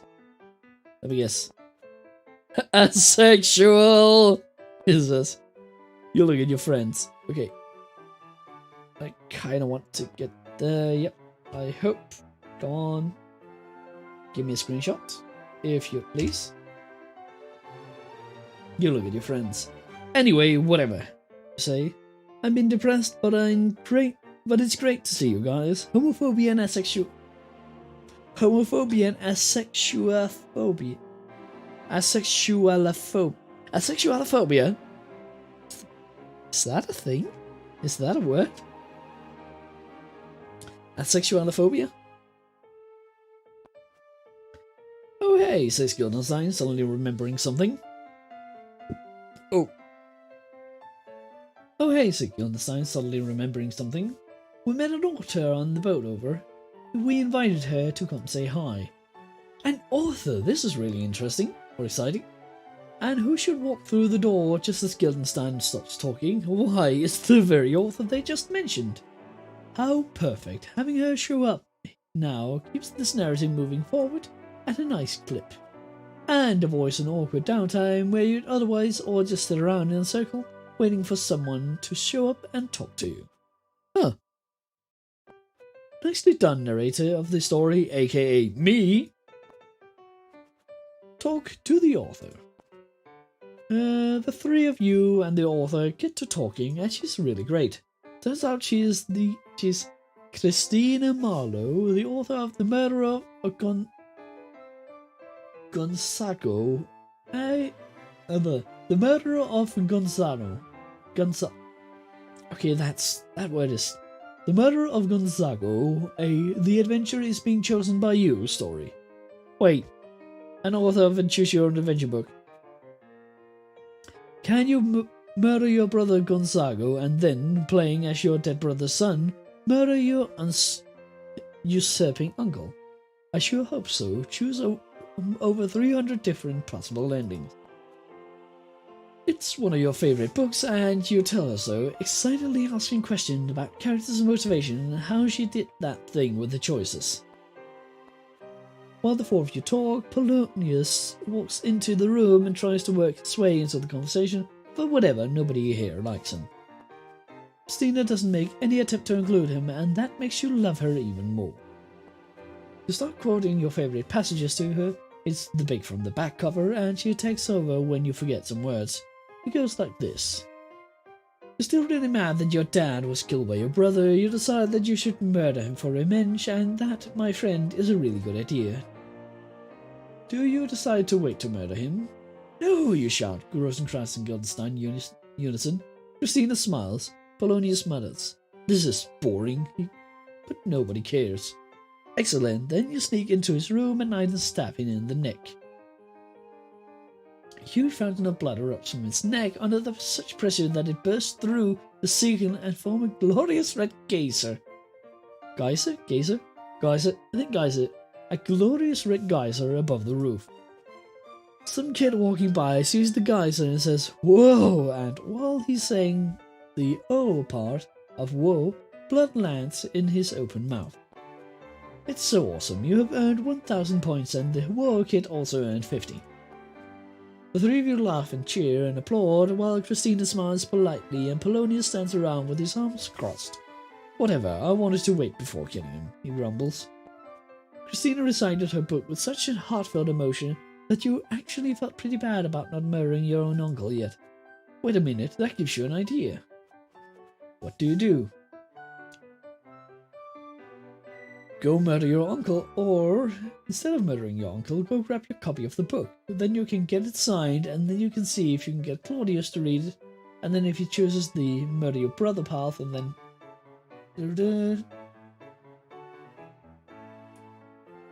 Oh god, that's complicated. Instead of murdering your uncle, go grab your copy of the book. Then you can get it signed, and then you can see if you can get Claudius to read it, and then if he chooses the murder your brother path, and then if he looks guilty, you will know he did it even though Ghost already investigated it and told you he did. Okay, but one thing at a time, buddy. First you go back to your room and get your copy of the book, for Christina to sign, which she does. To Hamlet, best wishes. I hope you like to read these words that I wrote on a piece of paper. Cheers, Christina. She writes, amazing, it's perfect, and now you got the perfect book to entrap your uncle. You excuse yourself and go back to the room to flip through the Gonzago again. You get absorbed in the adventure, and a few playthroughs later you're convinced it really is a great book, and it should work perfectly for your plan. All you need to do is find Claudius. I'm pretty sure he's in the royal court, dude. What now? Nap for a while, or go to the royal court? Well, we're trying to actually do Hamlet this time, so let's go to the royal court. You go to the royal court and it's deserted. Practically, anyway. It kind of looks like maybe Ophelia is there in the corner reading a book, but please, it's not like you have time to make certain. Well, this sucks. You had this perfect plan ready, but if Claudius isn't around, then he can't read the book, and the whole thing is useless and stupid, and you hate it. You feel some introspection coming on. Yes, oh man, this is going to be a big one. It's going to all boil down to this. Is it even worth living in a world where things don't go the way you want? Don't always go your way. Or to put it differently, being alive is good, or maybe being dead is good. Or to put it a third, more cupula-tastic way, to be or not to be. Man, this is a big one, Hamlet. This is the speak this book is named after. Guess you'd better take it out, huh? Choose wisely. Clear the throat and raise one hand in front of you. To be or not to be.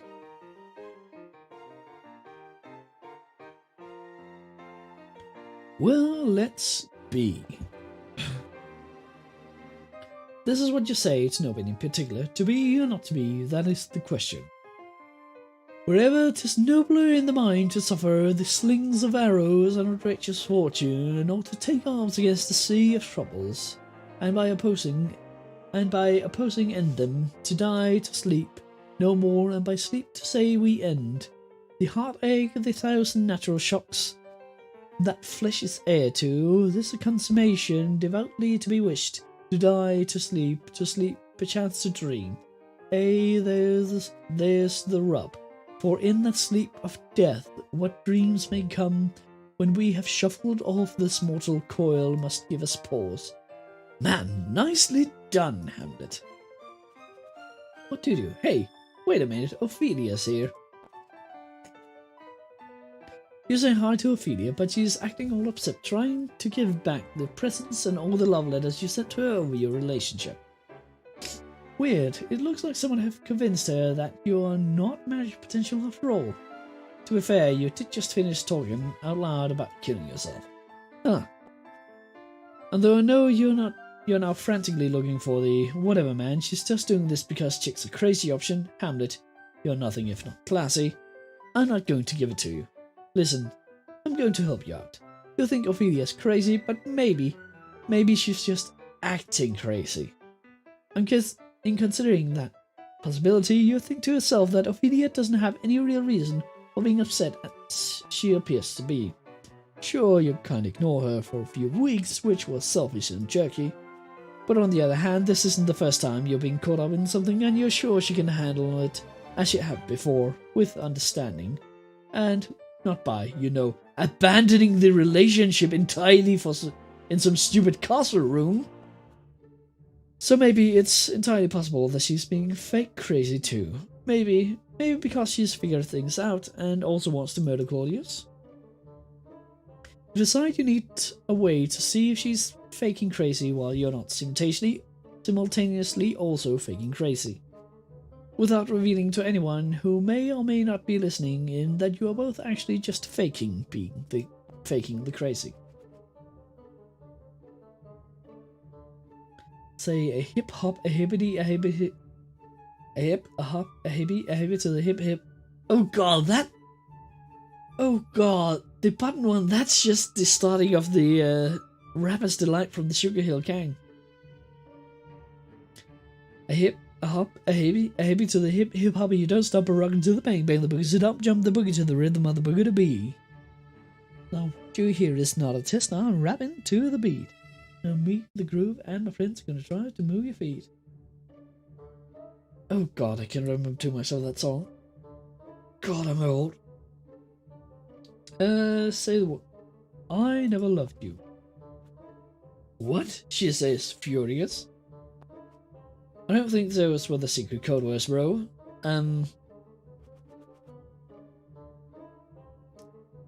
What the hell?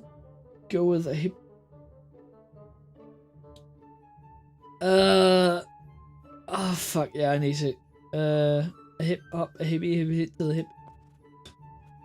What? She says, surprised. You repeat yourself.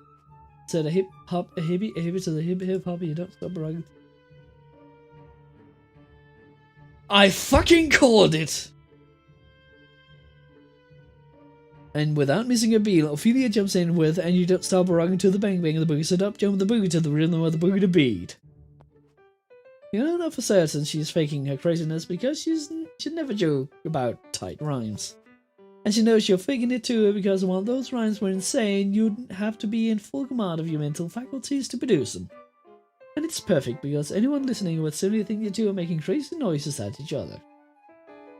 They would not realize that what they hear is just a test of sanity itself.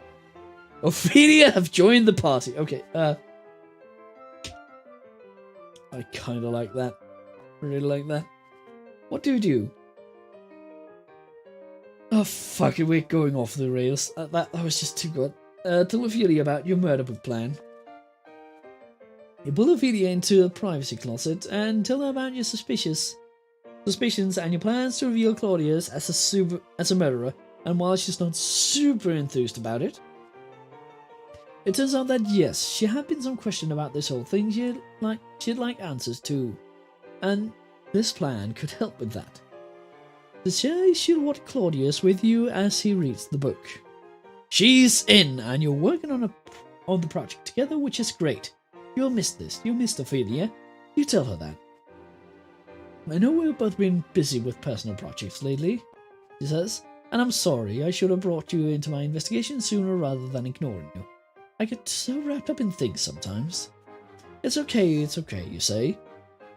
I did the exact same thing. I really had no idea you were also looking into Claudius, but we'll figure this out together. You look at her for a long moment. We're cool, right, Ophelia? I mean, like, our relationship. We're cool, she says, as you kiss. Nice. The next morning, you both wake up early to show Claudius the book. Show Claudius the book.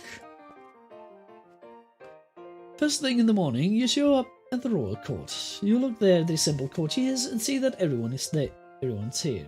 Your mom and stepdad, Polonius, Rosencrantz and Guildenstein, a bunch of people you never met, Ophelia, the whole gang. You're still looking around when Horatio comes up behind you and slaps you on your back. In an expertly executed maneuver. Bro times, he says. How's it going, bro times? Good, you say. Listen, can you do me a favor? You explain that you're going to be watching Claudius closely, but ask if maybe you could keep an eye on him too as he reads. You're really good at stuff, you say, wishing that there was a better way to put it. He agrees that he's pretty great at stuff and consents to do some of the watching stuff for you. Alright, there's nothing left to do, Hamlet. It's go time! Hey Claudius, you say, brandishing your signed copy of Gonzago. Why don't you read this book today? I certainly don't see why not, he says, and as you pass him the book. Now all that's left to do is decide where to sit.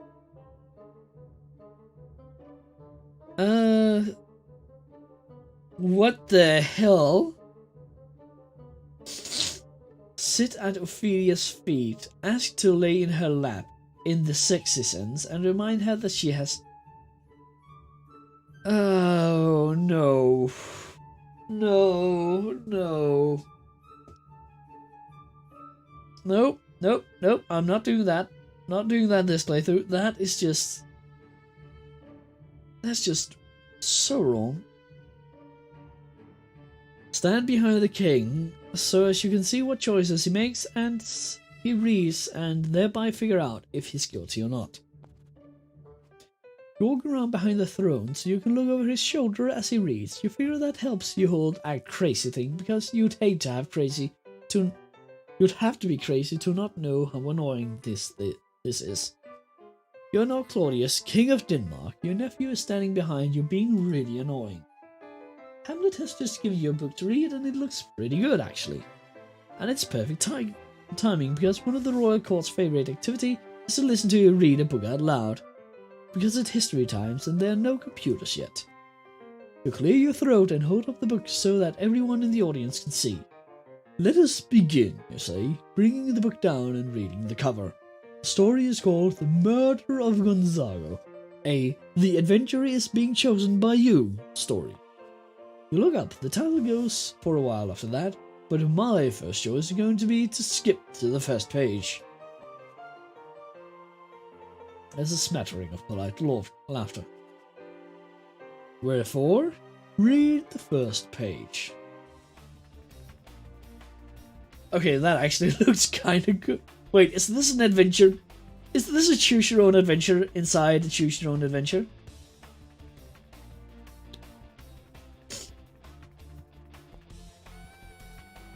I kind of hope that it would be. Actually, it can. Decisions. Read the book within the book. Okay, yep, it is literally a choose your own adventure book inside a choose your own adventure book. You are Battle Lord Pete, or as you prefer to be called, Dragon Master 3000, since you are the master of 3000 dragons. You are amazing because all of the dragons you control, plus you wear an armor of a skeleton warrior and you wield a battle axe with the Latin phrases Factum non verba written on it in blood. You know what that means? That means deeds, not words. Holy crap, this book is already awesome. You've been feeling a little jealous lately because your brother Gonzago gets to be king, and it occurs to you maybe if you killed him and married his wife, you could be king instead. Okay, I like the fact that it's just been foxy wife. Wait, skeleton blood? Really? Maybe you should do that. Or maybe you should just go slay some skeleton warriors. Well, go kill your brother. You choose the go kill your brother option. Behind you, Hamlet seems to get interested in your choices. Wait a second, you remind yourself that you did actually just kill your brother. So maybe reliving the murder in front of the court through the medium of high literature is not the greatest idea. On the other hand, adventure beckons. Say, oh wait, I meant to choose the skeleton thing, and turn to that page. She said, no, onwards to adventure and also murder. You announced that you really did intend to choose this option. Behind you, Hamlet whispers to himself, man, I knew it. Read out loud the next page. You've found your brother Gonzago sleeping in a garden. Gardens are really super boring, so it makes sense that he fell asleep. You hear your audience murmur in agreement. Sneaking up to your brother, you notice that he's sleeping on his side. You have some poison in your pocket. You hold his nose and pour the poison into his mouth, pour the poison into his ear, or realize that murder is terrible, leave and go kill skeletons instead. They're basically already dead. If you're really not trying to get caught, I really think you should go kill some skeletons. Well, pour it in the ear. Of course. You turn to the appropriate page. Literally the perfect crime. You pour the poison into his ear. Fuck it, I need that. You pour the poison into his ear. Like all sleeping people, your brother doesn't wake up when the cold liquids are poured directly into his ear hole. So this whole thing goes surprisingly well. Also, who knew that the ears really were the best way to introduce poison into the body? You and I did, obviously. So I guess any medical doctors in the audience who are about to say, "Excuse me, but I stopped studying human bars for 6 years at the university level," can straight up go suck a lemon. Your bro is dead. Congratulations, poison really do work that quickly, and you have just ended a life. Perhaps you'd like to go assume your brother's throne now as well? Behind you, Hamlet whispers to himself, "Man, that's exactly what is that is exactly what is suspected, and this has allowed me to confirm my suspicions perfectly." Nice one, Claudius. Hamlet now believes you murdered his father. It seems you have two choices. You can throw back the book down, yell that you hate it, and run out of the room, or, since an innocent person would not actually react that way, you can just continue reading as if nothing is wrong, thereby not instantly confirming your guilt, and instead allow your choices to be read as simple challenge. Run out of the room. You tear out of the room, throw the book behind you, leaving Hamlet and your beloved Gertrude alone in front of a very confused crowd. Today's not going well for you, huh? You run into your room in tears and lock the door behind you and throw your face into your pillow and cry. Well, Claudius, there's no two ways to go about it. You're glopped up big back there.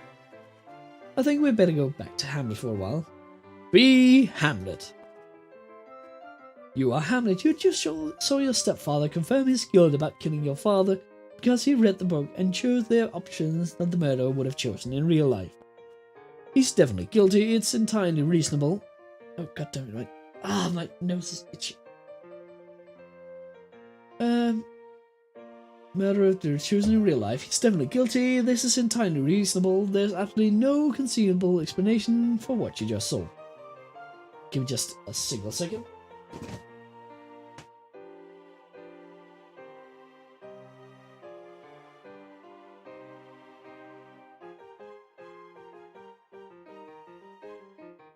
Oh, goddamn allergies!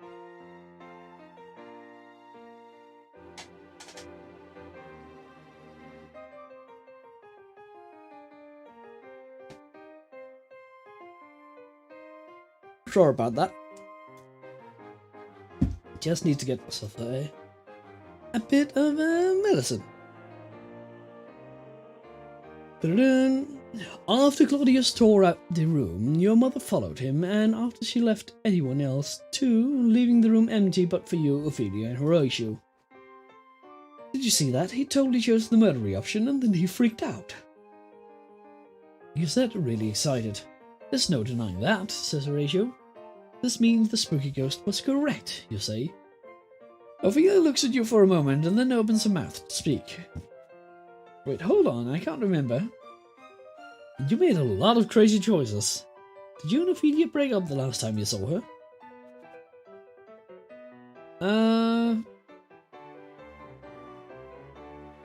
Yeah man, we broke up.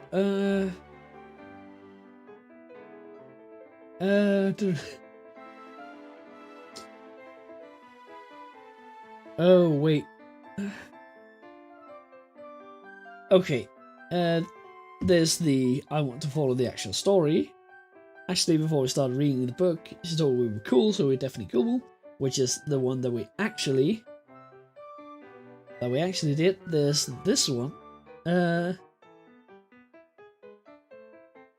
That I think you could do if you started as Ophelia. And to tell you the truth, and then there's this one that I think is just people taking the piss out of it, and I kind of want to see that. To tell you the truth, not only did we not break up, but she said she wants to marry me and that I'm the handsomest man she ever did meet. She explained that if you looked up sexy in the dictionary, there'd be a picture of me with a caption. We put this here because we knew you wouldn't want to die without ever having seen such a hunky chunk of a man. Haha, nice try. What did you just say is a total lie? And you did know what happens when you lie. I'll tell you what happens. You hear a rumbling. Ophelia and Horatio run to the window and to see what's happening, but as they reach to the castle floor beneath them, crumbles and splits. Your last vision of Ophelia is of her falling and calling out as the roof buckles in, burying them both. You stumble backwards, running out the door as the castle collapses behind you. You're running as fast as you can, tearing down the hallway, but still staying only just ahead of the destruction. You leap outside, barely escaping as the castle collapses into rubble behind you. Looking up, you see the storm clouds, lightning crackle between them, thunder shaking the very ground beneath you. The clouds seem to form letters that read, "You thought you could lie to the author about the contents of his own book? Seriously?" As you stumble to your feet, the earth cracks open beneath you, and you're left straddling it with one leg on either side as it splits open wider and wider. Looking down, you see magma and liquid metal rush towards the surface. This gash leads all the way to the Earth's core, and the toxic gases rushing past you as they blast towards the sky, burn your skin and make you choke. The planet is tearing itself apart, and moments later it explodes, killing not just all the life on Earth, but all the life that would have lived there in the future if only you told the truth. The human race is extinguished. You have scored a -1 out of a possible 1000 points and died. The end. Also, you lied to a book. The end and another death.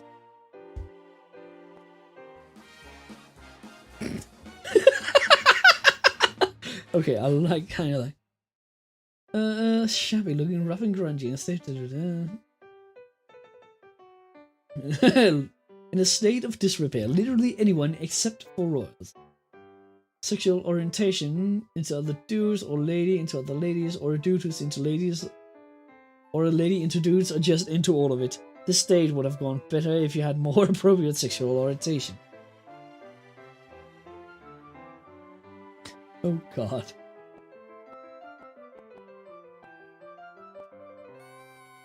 More artwork, and let's drop the Hamlet meter. Oh, nice picture. Nap snapped 1, poisons misused 2, stockings befouled 1, taste of sexism, choices made 35, times you were not. Let's restart from checkpoint. In which Claudius reads a book, in which yeah, let's see if we can reach the actual end. Yes, take me to when Claudius reaches it. We got that. Go kill your brother. What? Skip it. Onwards to adventure and murder. Yes. Let's actually see what happens if we pour the poison in the mouth. Return to the appropriate page. Totally getting away with this. You pour the poison into his mouth. Like all sleeping people, your brother doesn't wake up when cold liquids are pouring down his throat without his consent, so the whole thing goes really well. Congratulations, you just murdered your brother.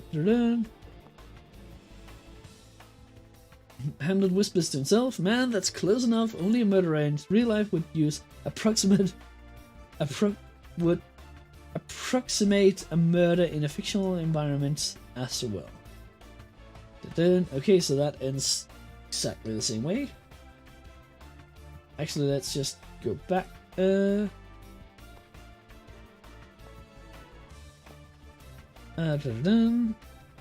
Because apparently this tiny skulls stopped appearing, so let's see if we can actually hit the right one. Be Hamlet. Yeah, we broke up. Sorry to hear it. I mean, it makes sense, but sorry about the feelings, buddy. Okay, so you just said, this means the spooky ghost was correct, and Ophelia looked at you strangely, and now she's speaking. A ghost, she says. You're crazy. Then she looks at Horatio and says, you're crazy too, and then she looks at you again, sighs and says, I don't know why I'm here. And then leaves, shoving past Rosencrantz and Guildenstein in the doorway. Looks like you two are still broken up, which makes you sad, but on the plus side, Rosencrantz and Guildenstein are totally awesome. Bros before woes. You're about to greet your best bros when with your choice of high five, slats on the backs, and hugs all around, and Guildenstein holds up a hand and speak. Your mom wants to see you, he says. As you know, in the time period, if you want to talk to someone, you have to literally walk over to where they are to chat to them, which I can hardly believe. Wait, you're saying that as if you know what a phone is. Anyway, she's lazy, so she wants you to walk to her instead.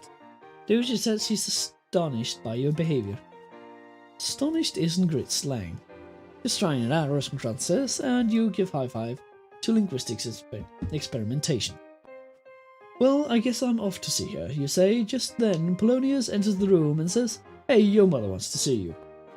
I know, nobody wants you there, Polonius, you say to him. God, I could just stab you through a curtain. Hey, that gives you an idea. Good. You will stab Polonius through a curtain. Go stab the king, which is what you really want to do in the first place. How long did I turn it down? Go talk to your mom. Yes, let's go do that. On your way to your mom's room, you pass by the church. You live in a very fancy castle. Were you aware of that? And who would be there engrossed in prayer but Claudius?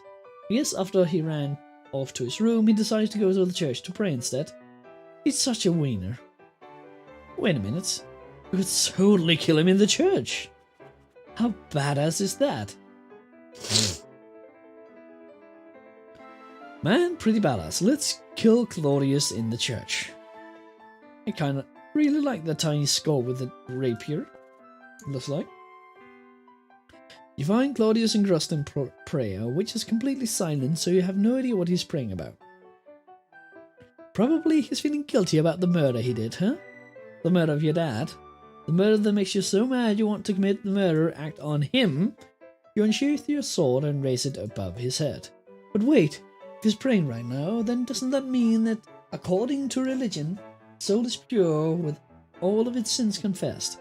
If you kill him, he'll die with his soul more pure than that of your father when he died. Hardly seems fair, does it? Wait, is it still cool to murder a jerk if they're praying? Is there a page in the Bible on that or something?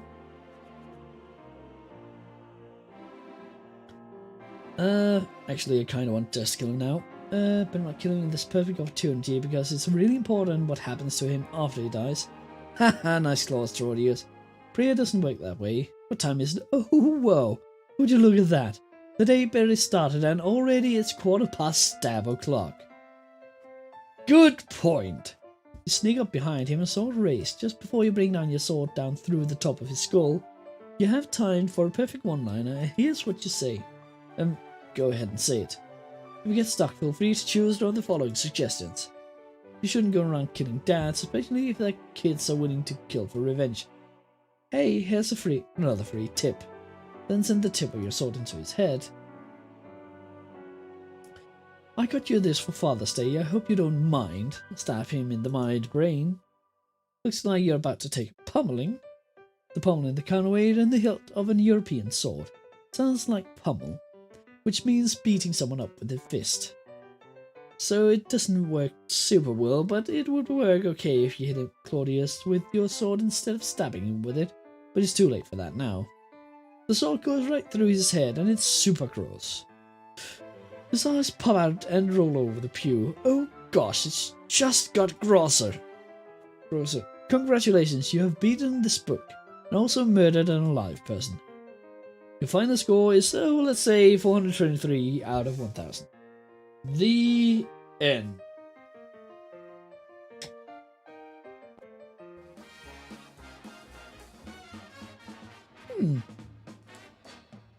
Fill in the blanks. Oh, and some nice pigeons. more artwork. And some Ophelia, high fives, poison, puns tilt, 3. Games of tennis played. We start from checkpoint. Let's go here again.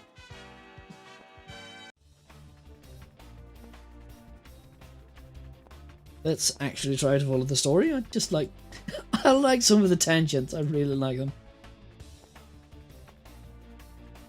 Okay, and poison in the ear.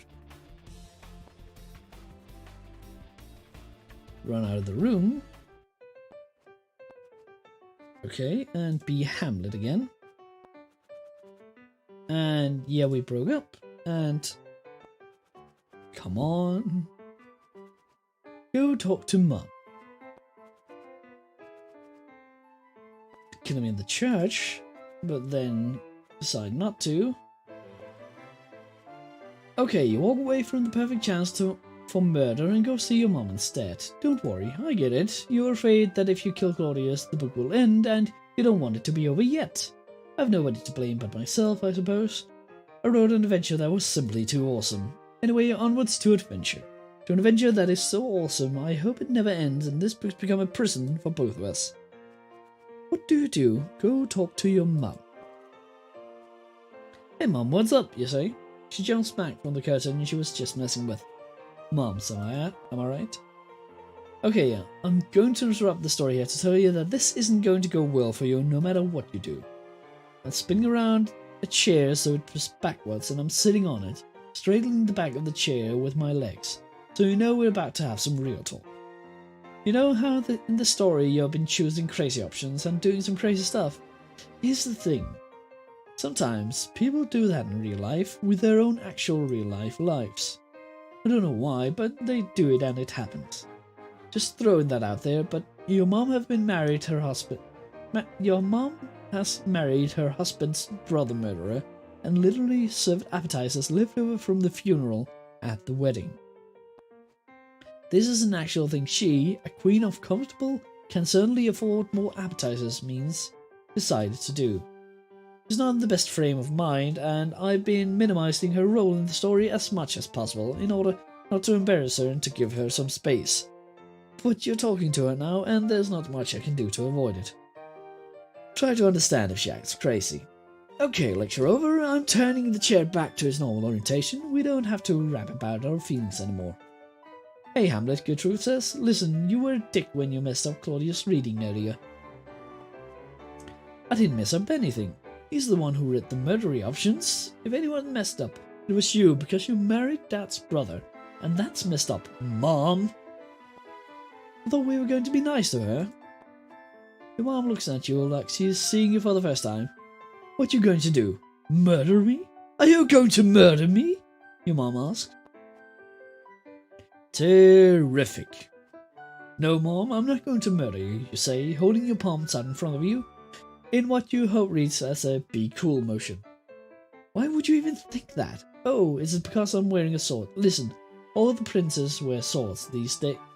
Help! She screams at the top of her lungs. A voice from behind the curtain says, What? Help! Help! It seems that your mom had a spy eavesdropping on this little conversation. Remember what I said about giving her the benefit of the doubt? This is kind of the perfect chance to give her the benefit of the doubt.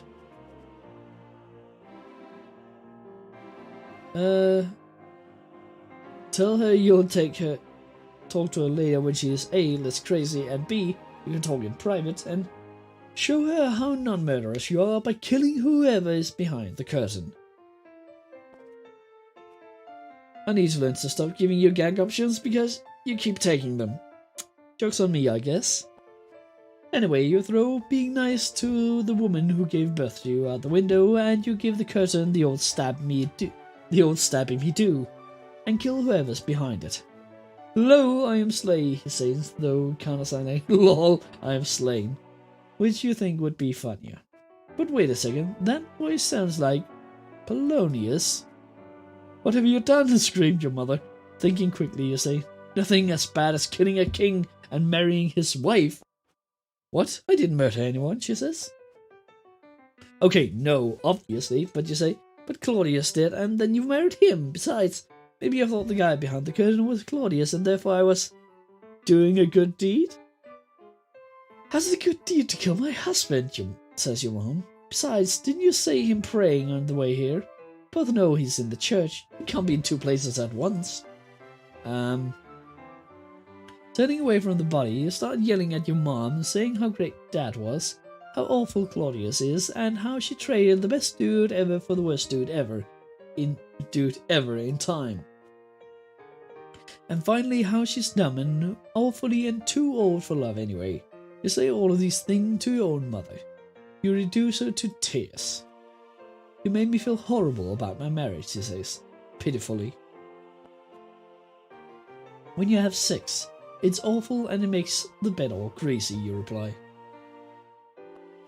Wow. Suddenly, a ghost appears. Twist! What now? Talk to the ghosts. It's the ghost of your dad, like from before.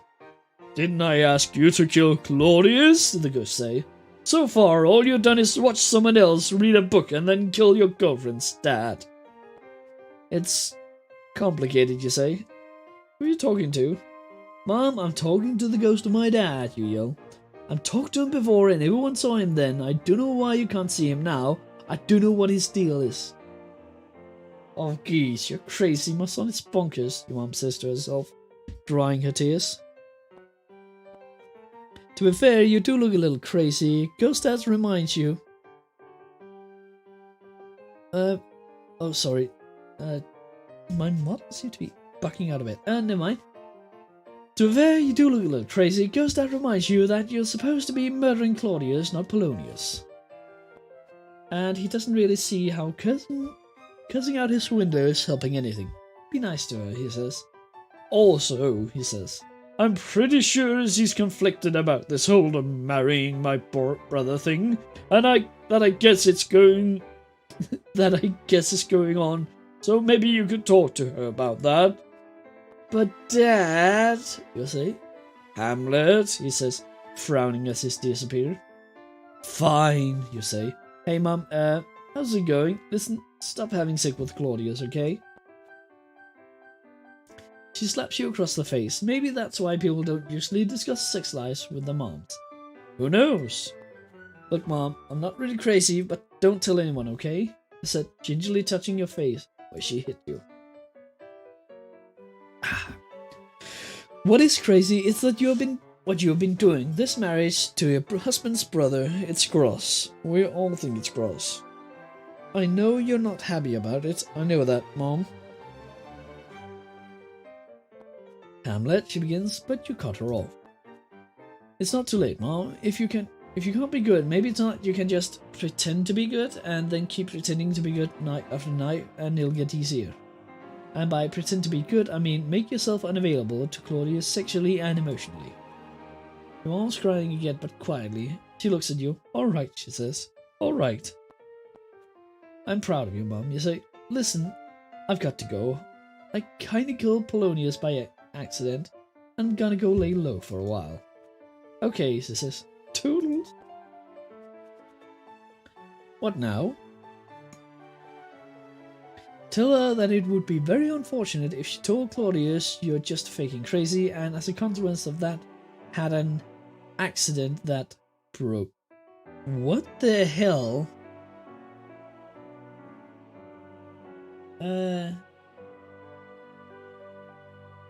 Oh god. Tell her that it would be very unfortunate if she told Claudius you're just faking crazy and as a consequence of that had an accident that broke her neck. I'm saying that, leave without saying that. No, we're going for the historically correct, but Jesus Christ, Hamlet's a mess. You finish up by this tender moment by threatening the woman who gave birth to you and leave.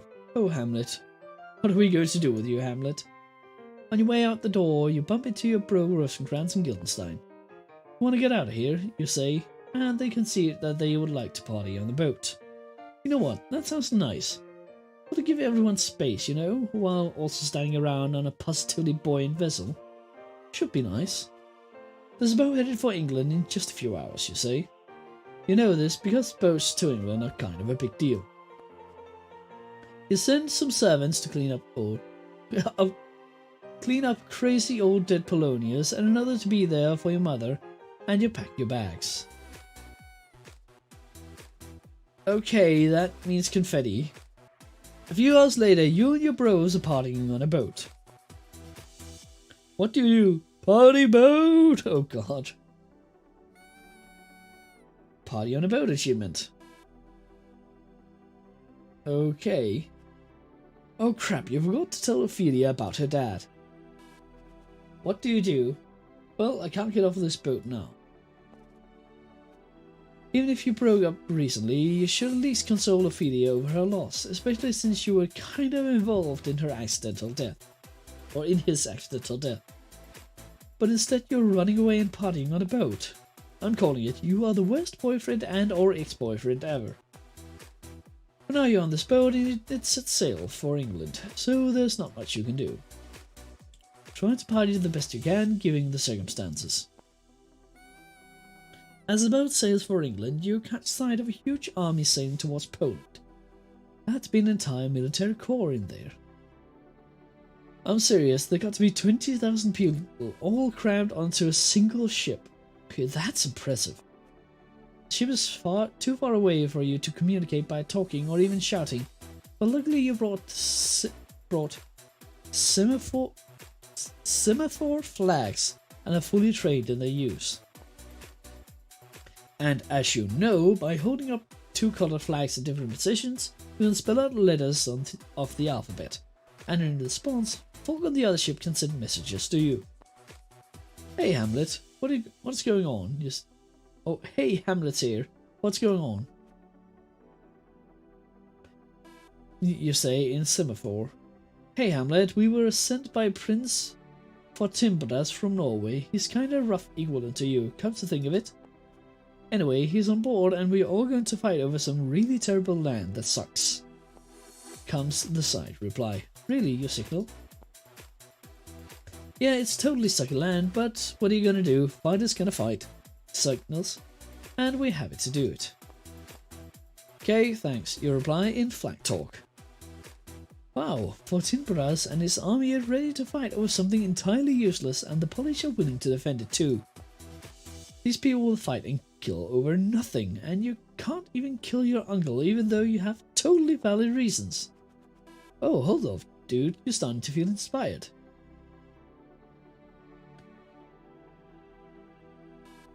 Be inspired in rhyming couplets, and every couplet have the same...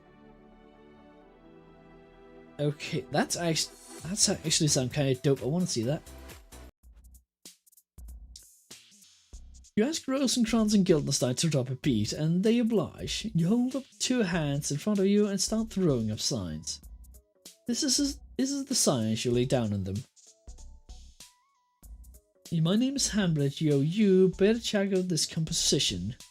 Speed on an awesome army boat on its own volition, led by an armed Fortinbras, a man of great ambition, who listens me whenever we are seen in juxtaposition, and who has taken for himself this chosen military mission, but also lacks my frankly a particular condition, being told just who to kill by a ghostly apparition, and by being told to kill a man who by his own mission has sent my dear departed regal dad to a mortician.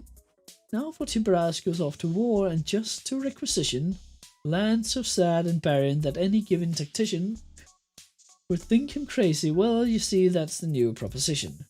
Suggest to me quite clearly my apparent opposition to the revenge of this revenge your dad and kill your new dad expedition, when I had motive valid beyond any inquisition, in weak and dumb, so I've got to end this predisposition towards an action that I have.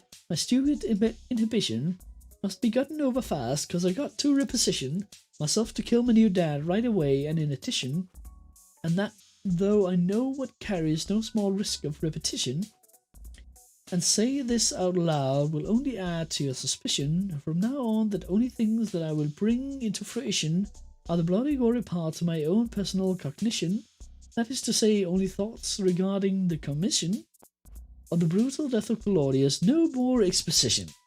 And you're out. Rosencrantz and Guildenstein clap and compliment you on your flow, although they suggest their looks might make people think you're out to kill the king. Isn't that crazy to see? Oh man, that reminds you, you forgot to rhyme with the sedition. You miffed because it would have worked really well. Actually, let's just go back and... I actually think that was kind of glorious. But yeah, let's go in the free verse King did old school. Let's try to see how far down the path we can actually go without me getting sidetracked by funky stuff. You clear your throat and hold out a hand in front of you. Here's what you say. Okay. Wait, is that just... oh, okay, that was a mistake. I thought it was just automatically just passing by. Okay. Okay, yep, that is just a really long speech from Hamlet, I think. And by God, I just read a rap, and I think I'm just going to... Yeah, let's go and power. Continue partying on the boat.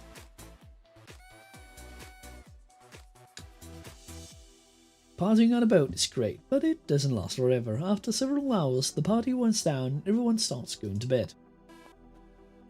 You and Rosencrantz and Guildenstein stumble off to your quarters, 3 awesome dudes in one awesome room. One awesome party. Party room? The next day you wake up still feeling the effects of the previous night's partying. You put on your shirt, but it feels different. Turn out it's Rosencrantz' shirt. Wow, as you pull it off, a letter falls out of the pocket. Rosencrantz wakes up, teases you for wearing his clothes, and then notices the letter. Hey Hamlet, you dropped something.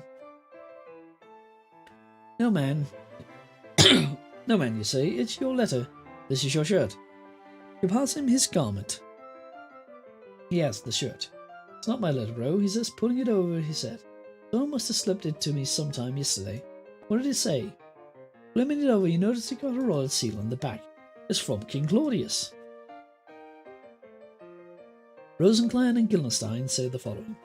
What? What now? Okay. Yes, let's... I can feel I'm getting a little hoarse, and I think I might need to take a break shortly. Because this is literally just me reading stuff for 3 hours straight now. I think let's try and... What does the checkpoints? What have you reached? Hell, Afterlife, which had Ghost, main menu. Back to the story. Let's continue on the main story since I...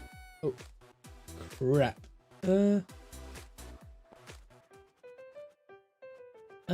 Let's open the letter. I'm gonna open it, you say. This is what it reads. Dear King of England, it's me, Claudius, the King of Denmark. Listen, we got along pretty well, right? And both our countries are in pretty good shape. Anyway, it'd be really convenient for me, and I would help both of our countries stay in good shape if you could kill Hamlet for me real quick. It's not that big a deal, just kill him, okay? Cool? Cool. P.S. I'm 100% serious, please kill him right now. You and Rosencrantz and Guildenstein stare at each other for a long moment. Looks like this whole time, while you were planning to kill Claudius, he was also planning to kill you. Dude, are you scoping this letter's choice and assassination order? Choice assassination orders? I told you, man, I told you about Claudius, Guildenstein yells. Maybe you heard my free verse from last night, you say. It was extremely tight. Seal of approval. Commit mail fraud. What do? Figure out a plan with Rosencrantz and Guildenstein. You You and your bros come up with a plan. It goes as follows. You replace the letter with a forgery you wrote together that reads, "Hey King, can you make it so that Rosencrantz and Guildenstein are given fancy houses and made princes and given all the cool things it is possible to have? As they are extremely awesome, but please do not mention this letter or its contents ever again to me, Claudius, the man who is writing this letter right now. If you do see me and this letter comes up, and then I claim I did not ask for these things, then I am lying. I like to pretend sometimes that I didn't write letters, but it's just pretend, haha. I can never take this back. Rosencrantz... Wait, what's the... I can never take this back. Rosencrantz and Guildenstein are awesome. Hamlet's rat too. Rosencrantz and Guildenstein are way more awesome though. You replace the official seal with a forgery since you're wearing a ring and it bears to the royal seal. This is surprisingly easy. You decide that Rosencrantz and Guildenstein will deliver the letter while you catch the next boat back to Denmark to kill Claudius. You are at this time fulfilling the plan when pirates attack. What now? Pirates? Nobody said there would be pirates. Holy cow, this book got awesome. Thank you, you are too kind. Let me set the scene for you. Rosencrantz and Guildenstein rush above decks at the sound of looking and the sign of the lookout yelling, "Pirates, ho!" Following his arm pointing at the horizon, you see a ship sailing directly towards you with alarming speed. Her disguise of a Danish flag being lowered as a black flag with a green skull and crossbones unfurls in its place. Oh dear. It's pretty badass. Behind her, a huge storm has gathered, lightning striking into the water. Both are headed straight towards you. She is a magnificent ship, a three-masted beauty running 50 meters long from bow to stern. She slices cleanly through the sea with the wind filling her sails. 1,400 tons of boat and symphony of wood, cloth, brass and iron. She is as tall as she is long, with each of her masts proudly carrying 4 gargantuan rectangular sails. Rigging and baffling complexity stretches between each mast, its crossbars and the side of her hull. She carries 26 cannons on her port side and 26 on her starboard, each loaded at the ready, and she is running with her gun ports open. Wait, why would it ever have not the same on each side? Wait, with gun ports open, that's a lot of water that going inside the ship. She also sails with 2 forward-facing cannons mounted on her bow, beneath which protrudes the beauty-carved figure of a mermaid. Over 150 strong and able men, all pirates, call her home. The painted and polished red wooden letters affixed to her hull betray her name, Calypso's Gale. You, on the other hand, are on the party boat, the HTM Vesselmania. Oh god! Oh god, that name! The Vesselmania. God damn it. God damn wrestling jokes. Your boat is a mere 100 tons. Her armament's a slight 6 cannons per side. Vesselmania's 2 smaller masts bear a single triangular sail each. A crew of 20 is inexperienced and young.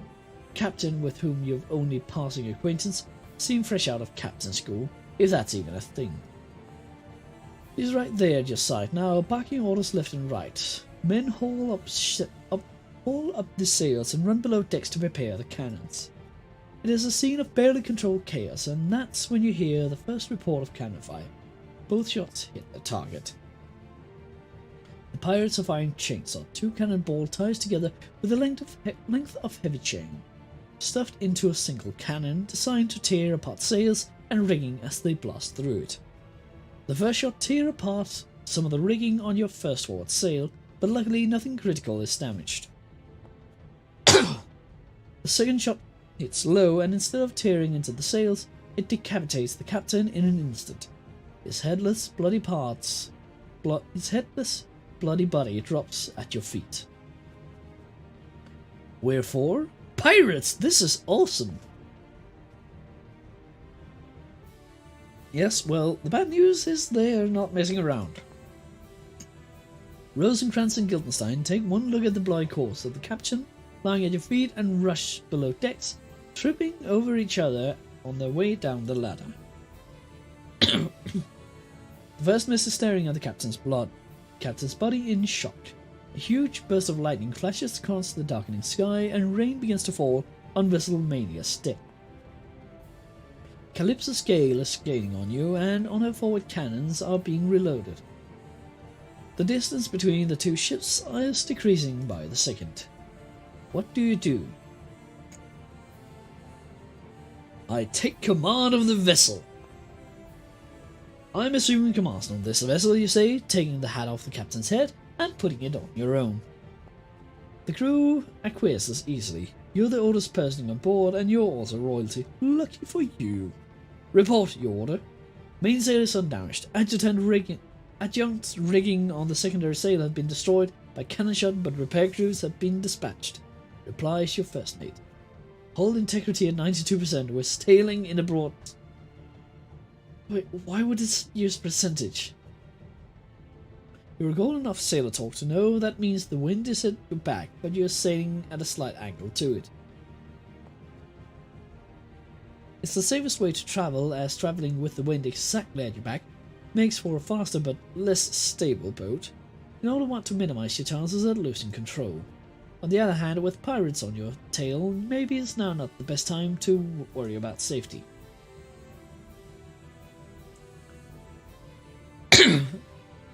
What are your orders? Shouted the first mate over the roar of the wind sail.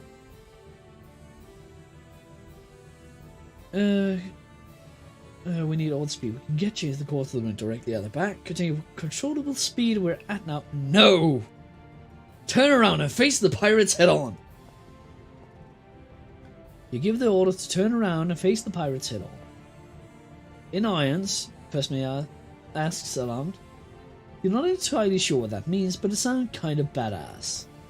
Yes, you say. Hey, comes the reply, and WrestleMania 4 comes about. Unfortunately, as you ordered the pirate ship to be faced head on, and the wind is at your back, this means that you're now facing directly into the wind. The sails are not designed to work in reverse like this. They catch the wind but are unable to produce enough drive to maintain any momentum. Coast to a stop and begin drifting backwards, travelling not much faster than the sea itself. Before you can give any orders to get out of the situation, Calypso's gale catches up to you, coming alongside and blows you into the sky. It's fatal, which is not actually that fancy way to say you totally die when this happens. Sorry dude, fish are eating your body now. They're like om nom nom. That is one more death, and one more. The end.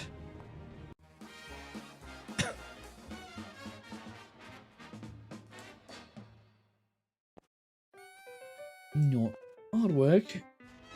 And let's see, where do we go on the Hamlet-o-meter?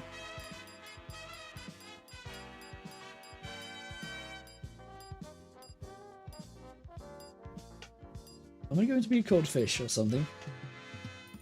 Yes, I hit a cold fish. Something that wasn't not to be. Your stats of the adventure: high vibes given, poisons misused, taste of sexism, choices made 24, times you were 0, times you were not 1, games of... They keep popping up with that game of tennis. And I think that this is it for... where do we go? Just a second.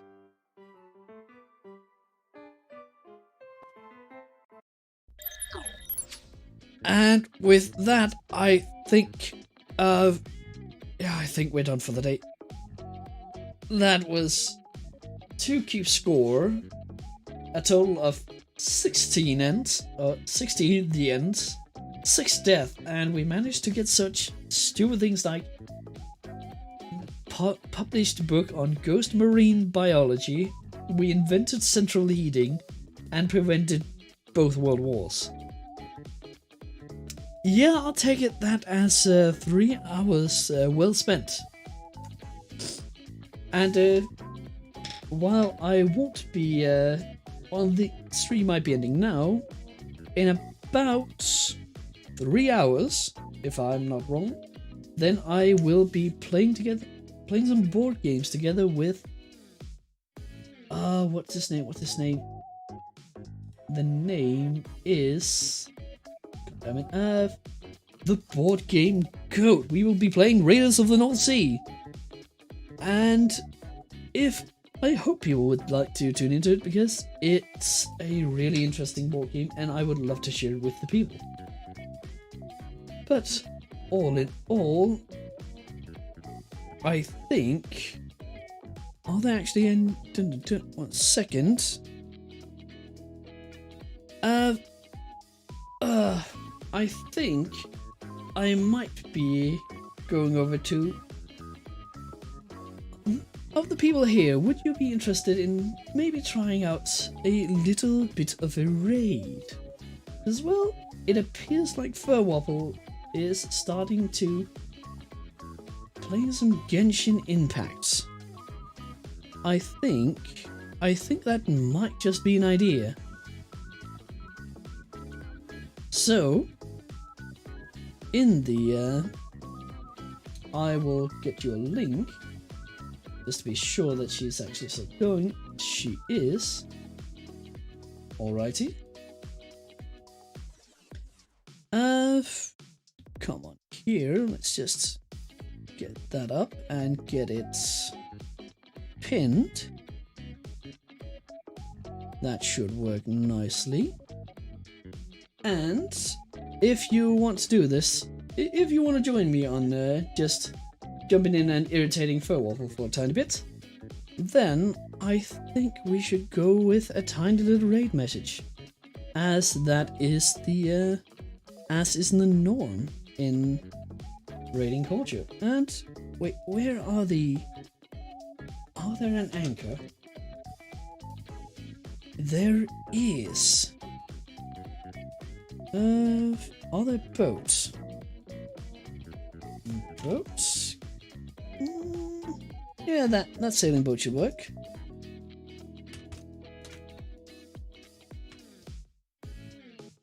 Let's do that, and let's go. Dun-dun-dun.